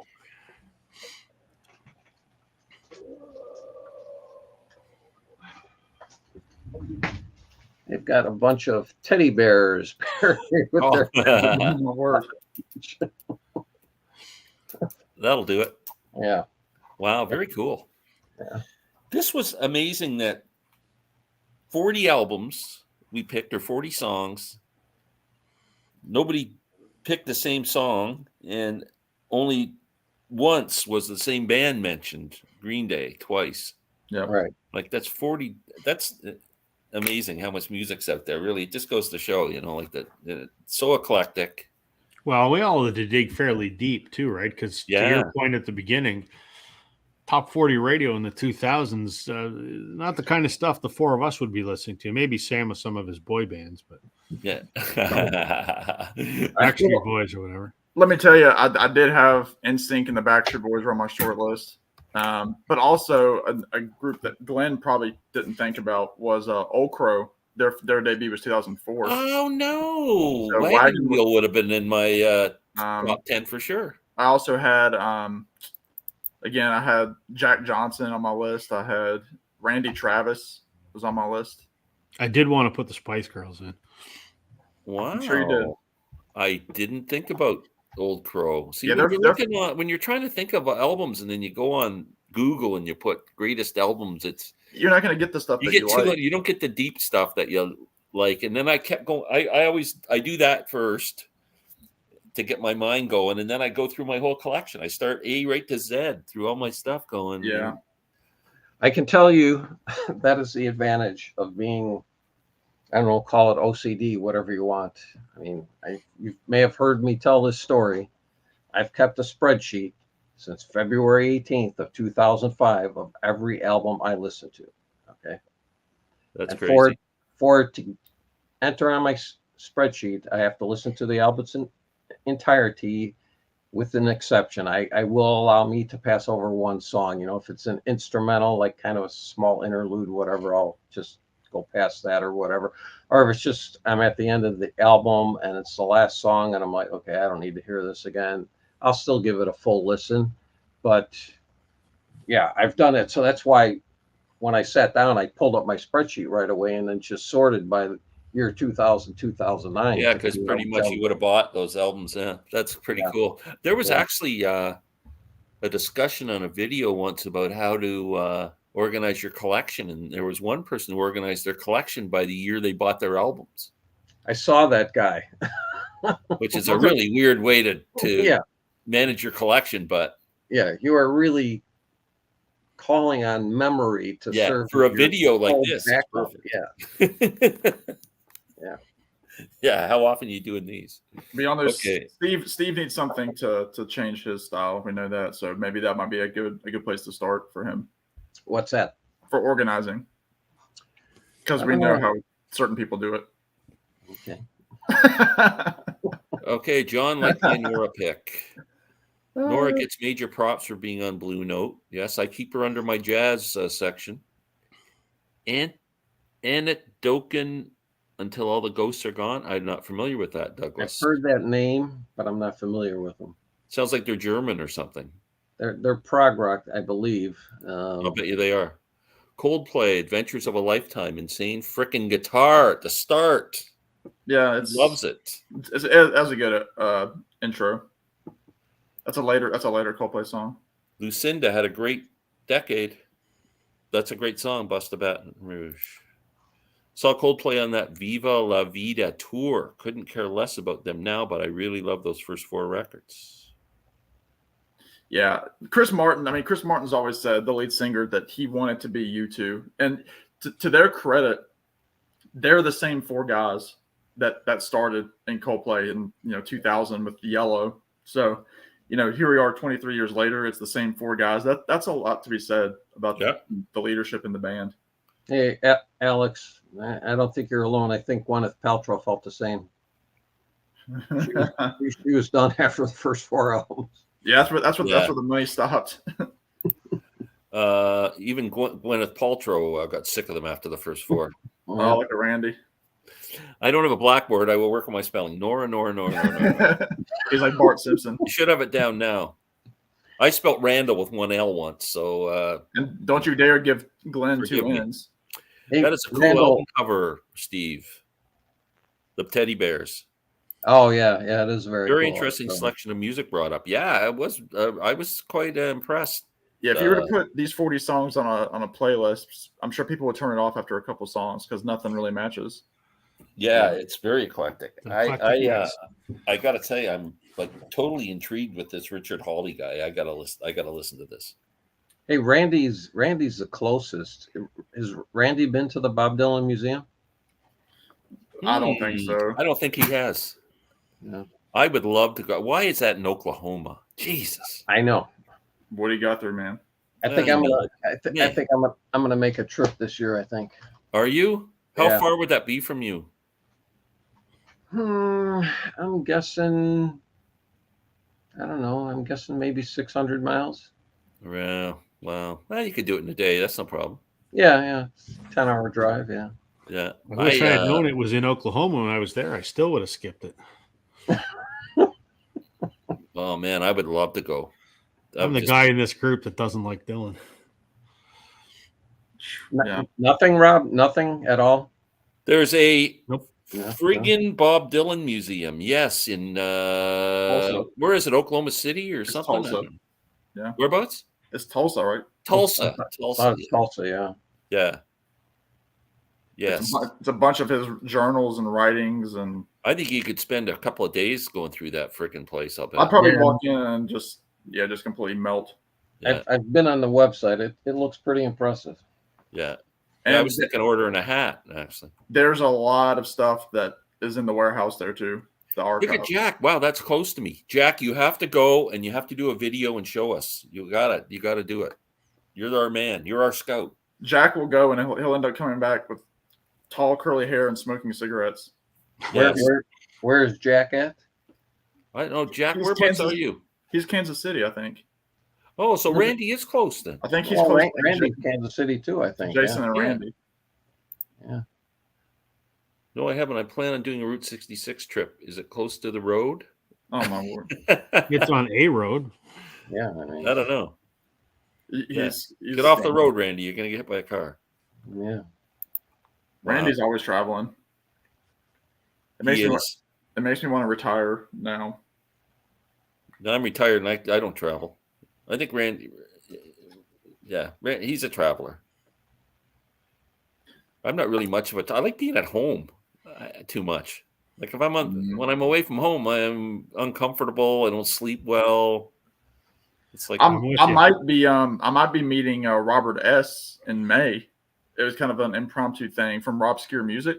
where are you going to meet him? He's a big Avett Brothers fan, and I told him that I'm seeing them up near DC for 2 nights in May, and so he was looking at tickets.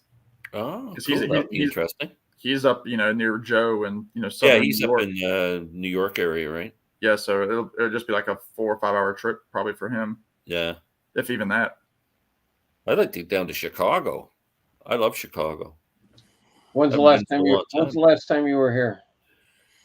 Oh man, it's been quite a few years. I'll bet you it's been 10 years or more. It was longer than that. I'll tell you, the last time I was there, I was at the Taste of Chicago, Yeah. and they have all the stages set up and all the bands Right. and everything. I saw Glenn Campbell.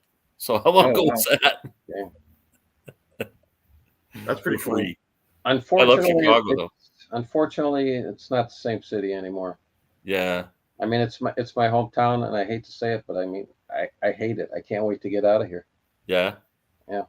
So The violence or that's a crime. big part. That's a big part of it. Yeah. Just Yeah. the lawlessness of the city. Yeah. I mean, Didn't you But told me? all major cities are struggling with that. Well, Yeah. even Roanoke, is bad here in Virginia. I mean, it's really bad. I mean, places that I go all the time are getting broke into, and more. It's Yeah. everywhere. But even Toronto, I mean, we don't have the gun issues you guys have south of the border, but still, I mean, every day you look at it, it's no, but you guys had. somebody's getting shot, somebody's getting stabbed, someone's getting. I saw the most dangerous McDonald's in the world got shut down in Toronto the other day. Right? What? Yep. Yeah, they've had 800 police calls in the last year Where Yep. was that? in Toronto. No, I wonder where. Oh, I don't know. I can't remember. I got to look that up. Steve, Yeah. was it you? You were the one telling me you were kind of looking potential retirement spots in this neck of the woods, weren't you? Well, I mean, we're considering. We want out of the bitter cold winter, that's for sure. So we're looking either southern Indiana, southern Ohio. We're looking in North Carolina, but regardless what I have to say, it's going to be my wife's decision. Yeah, you wouldn't do Florida? And I would not do Florida. Hell no. I That's wouldn't. that's too hot and humid. Yeah. But And my wife hates humidity, so that would certainly be out for her. I'm But with her. I'm guessing we will end up in Arizona because she has two sisters in Arizona. I love Arizona. So Queen and Spadina. Queen and Spadina. Okay. Wow. That's right downtown. So Yeah, not Okay. surprising. I would have I know figured that- it would I know have that been up McDonald's. around like yeah. Jane and Finch. That's right near Sonic Boom. Yep. Canada's best, or Toronto's probably best music record store. Yep. Wow. And by Steve's Music, one of Toronto's best instrument stores. Yep. There's some cool stuff down that spot, but I can see that that McDonald's being a rough one. Glenn, you have a blue and yellow Rush T-shirt on. I do. I've never seen that color scheme for them. Oh, it's Fly By Night. Yeah. Okay. Oh, don't. That's far. That's far enough. Yeah. Oh, Glenn's you- wearing the wrong. Glenn's I wearing didn't the show a wrong nipple, shirt did I? today. Glenn should be wearing this today. Yeah, I don't have a The whole Jays opener. shirt anymore. I my Jays jerseys got too big for me. I lost weight and I need a new one. Me too, because mine says Bautista on the back. I had a Donaldson one. Do we have some more people here saying you were not alone? I'd rather listen to Lightfoot over Dylan. Yeah, come on, that's not Yeah. that stupid argument again. Yeah, Did we you can't hear take- that? Did you And hear Glenn? Sam says today that Gordon's not doing too well. He just I canceled. was just his going to tour. say he There's some- canceled some U.S. dates because Yeah, he's not so feeling well. let's hope Gord's okay. We Yeah. don't want to lose him. Nope. I suggest listening to Subterranean Homesick Blues on headphones. You might change your mind about Dylan. I'll give it a shot. You know who does a good version of Subterranean, Glenn, is Nickel Creek. Chris Daly just rips through that song. Oh, Lord, I don't want to hear it. What? Glenn, do you like? No, I don't like that Jesus Christ Superstar album. I just don't. It's a good question. There's some of the album I like. It's a tough listen. I'll give you that. Yeah, I can't listen to the Was whole. it- Of course, there are certain parts of it that are. Was it Jack last week? The other week he was talking about the zombies because this is the new album, and look Oh, at that. cool. It's signed by everybody. You got it Nice. autographed? I guess it came with the pre-order. I don't remember getting it Oh, autographed. you did it right from their website? Yeah, I got the vinyl too. It's a pretty good album. How is that? Yeah. It's there's a couple like bluesier songs. There's two songs toward the end that sound like, if you know anything about Colin Blunstone's solo stuff, it's kind of Nick Drakey. A couple of those songs were like that with like a string quartet that Rod Argent he composed like string music. But it's good. I mean, Colin Blunstone's voice is just a marvel for somebody who's 77, 78 years Yeah. old. I got to listen to it. It's called Different Game. So Jack's a big Jesus Christ Superstar fan, so that's good. No, I just can't listen to the whole. It's just something that I can't invest I saw Broadway. listening to that whole album. I saw the musical, and when I saw it, that Corey Glover, the lead singer from Living Color, he was the lead. He was Mhm. great. Yeah? Yeah. I would imagine seeing it on a stage would be a much different experience than. I'd like to see it with Tom Waits in the lead. That's a show. No way you. Oh no way. Oh, he's saying you're. Yeah, it he's came impressed 'cause out- You get the Zombies album. It came out last. Well, no, it technically came out 2 weeks ago. But they're announcing it's charting on a bunch of the different charts, and they're Very really cool. proud of it. Yeah. I'm making a tradition to listen to it every Easter. Good. That's cool. Oh, Yeah, it's a good one. Yeah, I can't do show tunes or anything like that. I can't do show tunes either. Broadway stuff, just like there's always one song that's the big thing, and everything else is just like, Yeah. I'm breathing and now I'm walking. Oh, I'm dancing now. Like it's just Glenn it's just Calloway, a the bunch of musical. filler folks. with one big song. That's my problem with musical films. I just can't. Everything's serious, and all of a sudden we break out into a song and a dance, and Yeah. It's kind of silly. I love when you're watching a TV show and occasionally they'll do a musical episode. Yeah. And I love watching those with my wife. There's a couple, like there was Grey's Anatomy did one musical episode, and I'm watching it with my wife, and she gets so pissed off when they do a musical episode. I just love I watching can her get get that. mad. I mean, it's weird. It's That's- weird. It's stupid. That's what I love the show Psych when that was on. They did the same thing. Come on, Steve. We know you love Rocky Horror Picture Show. I do love Rocky Horror Picture Show, and in fact, I got a picture disc of Rocky Horror Picture Show because what I had ordered from Amazon, they screwed up. That's what I received instead of what I had ordered. So I just kept it because it was like a $50 album as opposed to the $30 album I had ordered that I didn't receive. And I just ordered the $30 album again. And so That's crazy. I love the soundtrack for that. I hate the movie though. But the movie I was was gonna funny say, when you went to see it and people were throwing toast at the screen and yelling all the chants and everything. Back then, I had a date and the woman took me to the theater to see it, and it was kind of funny. But that's the only reason I have an appreciation for it. No. That's crazy. Wow. Okay, we got time for you guys to promote your channels before Rob falls Steve. asleep here. Steve's the Steve, guest. what's going on your channel? You've got some great stuff happening. Tell us about it. You got one of the best channels in the vinyl community, and I'm saying that sincerely. who are you saying that to? You.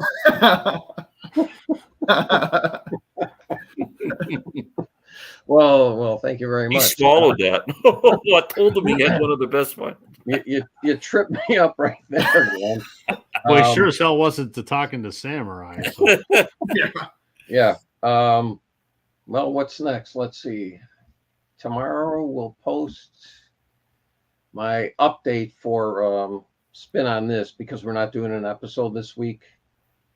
We're just taking a break. So, but what I do on this episode is I kind of break down everything that's happened so far.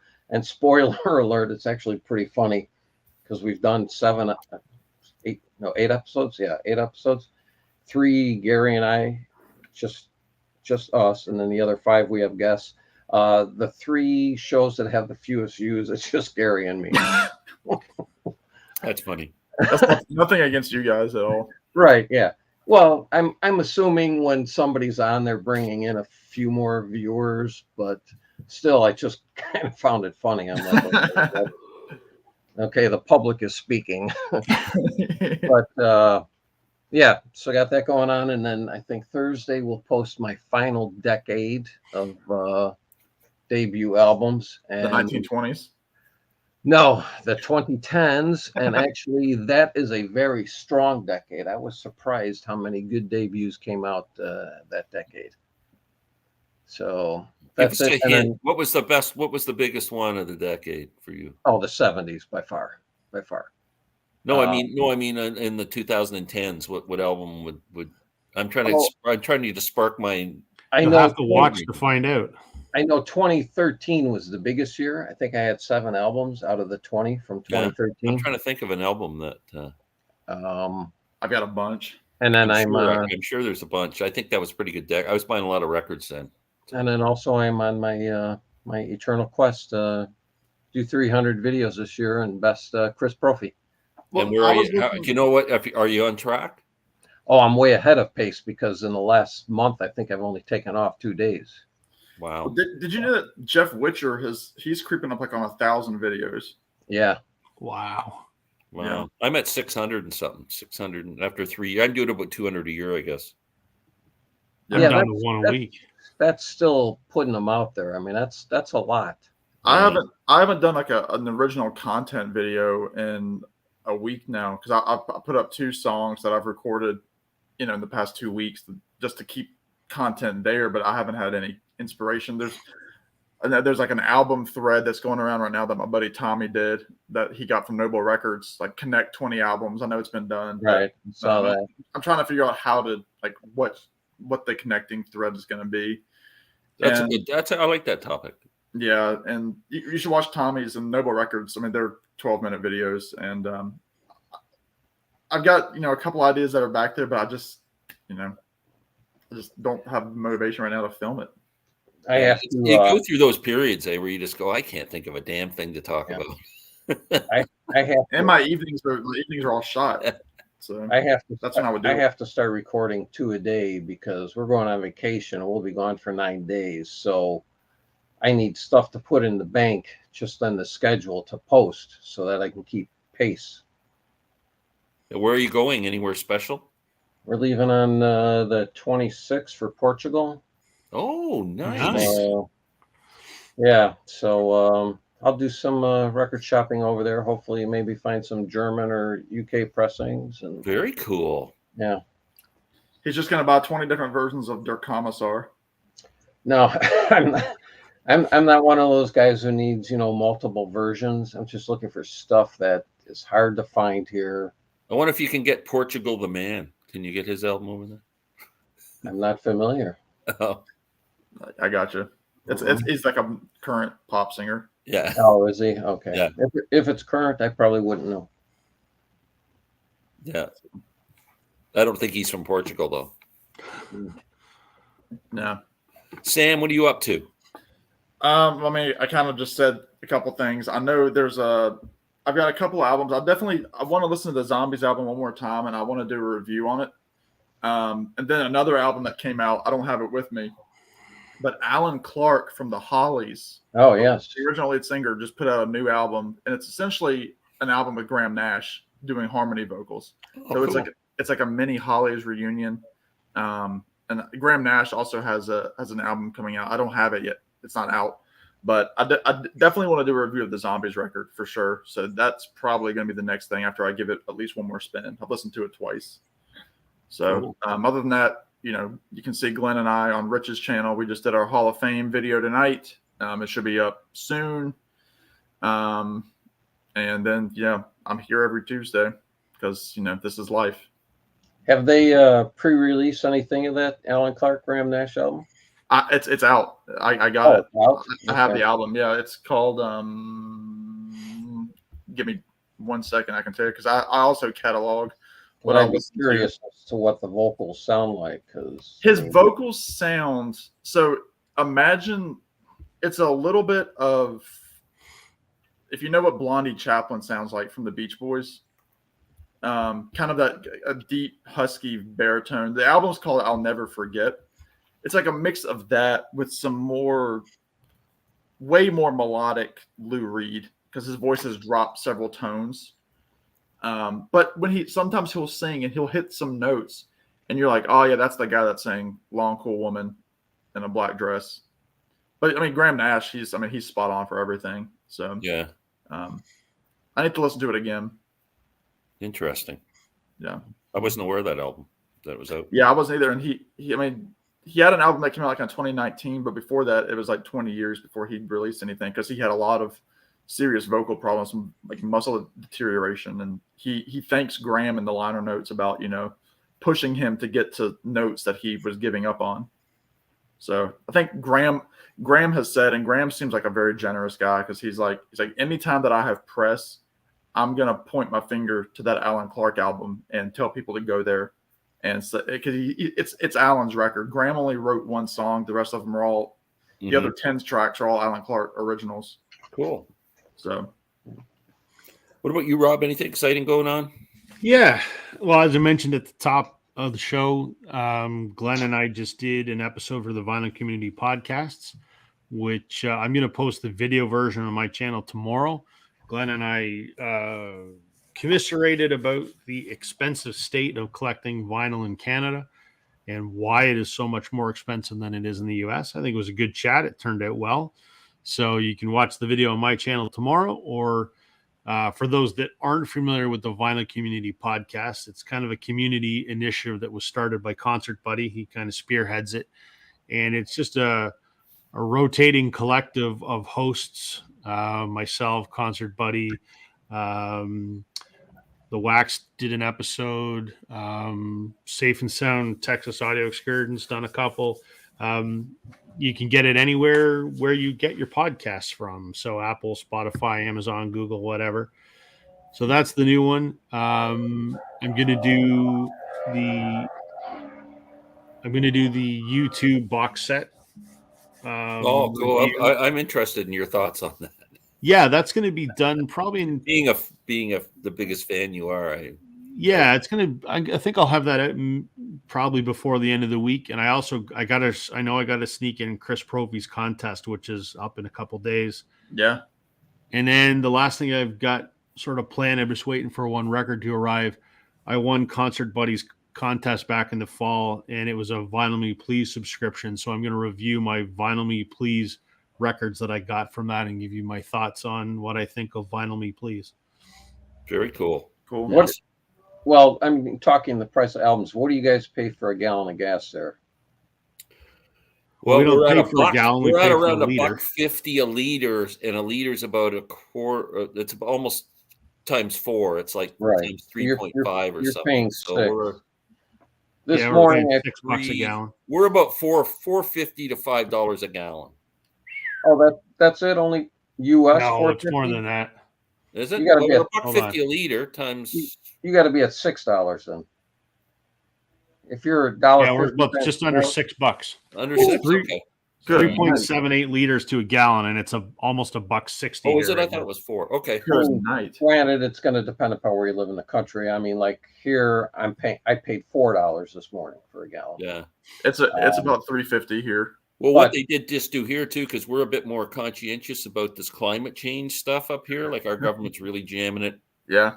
to us, and they just increased the tax on gasoline by, I think it's about 6 cents a liter. It went up or Yep. something overnight. Yep. To go towards climate I mean, granted, now, initiatives and because the city of Chicago loves to tax you to death. So Yeah. if I were buying gas and if I were to drive downtown tomorrow morning, I'll bet you gas would be $5 and a quarter as opposed to $4 out here. And yeah, that's crazy. Eh? I'm only 30 miles from downtown Chicago. Yeah. It's So- yeah. You That's why I find it think- when you travel the states, like a lot, like the difference in from state to state, the price of gas is. Well, that was last week or the week before. I was talking with you on the phone, Sam, telling you about the entertainment tax here. Yeah. It's Yeah, terrible. I mean, in Chicago proper, the entertainment tax is 28%. Okay. Wow. So for a ticket to see Oh, something for- inside the for- city limits is For- 28% more expensive. for anything that the city of Chicago classifies as entertainment. Okay. Wow. So yeah. So your $100 concert ticket is going to be $128. Okay. Yeah. Wow. And I know, Steve, you mentioned in a comment, but I think I mentioned this last week, this record, I love that album. Cedar City Sweetheart by Andrew Gabbard. And you know what? I am not a country western fan by any stretch. Okay. Yeah. But why I like this guy is because for me, if an artist is on the fringes of country western, you know, like the Eagles or Yeah. Jackson I'm the same Brown way. or any of them, this guy sounds a lot like Poco. That's who I hear. I hear. Oh, Oh, okay. Okay. Do you hear the Beach Boys element that I was talking about on some of Yeah, those? in the harmonies, yeah. Yeah. In But, yeah. that sense, but Right. I hear a lot of Pocos. That's what initially came to mind. It's I very, love those early Poco albums. Maybe I'd like that. it's that cosmic country, Glenn. You would love it. Yeah. What's the guy's name? Andrew Gabbard, Gabber. ARD. Gabbard. Okay. Gabbard. Right. Yeah. Yeah. But I mean, it's got that, you know, like that he does most of the instrumentation. There's that pedal steel all throughout it, but it's that Yeah. airy kind of, you know, cosmic cool. sound like I will Michael. definitely check it out. Yeah, it's really good. Yeah, and he's even got he's got the 1970s mutton chops too. He said he was inspired by Sweetheart of the Rodeo, Glenn, for this Oh, album. okay. Oh yeah. Yeah. Yeah, And his mom is the Cedar City Sweetheart. He right. dedicated Yeah, that book. yeah. He says dedicated to Mama, the Cedar City Sweetheart. It's really cool. Is this his debut? Gabb. How do you spell his last name? BBARD. Yeah, I think it's his second album or so, Steve. I don't think it's his debut. All right. I think it's his first on the label, though. That's why. Oh, yeah, I getting a lot see it more here. press. I just put it in my cart just so I'd know where it was. Yeah, definitely Spotify it and see if you like it. I will. Yeah, and Glenn, grab any Richard Hawley you can. Oh, I'll definitely be checking him out. That is for sure. You mentioned, Glenn, when you were doing your list about Blackie and the Rodeo Kings. I've been looking for this while we've been talking. That There's is me with Blackie and the Rodeo oh King. cool. Wow, very cool. Yep.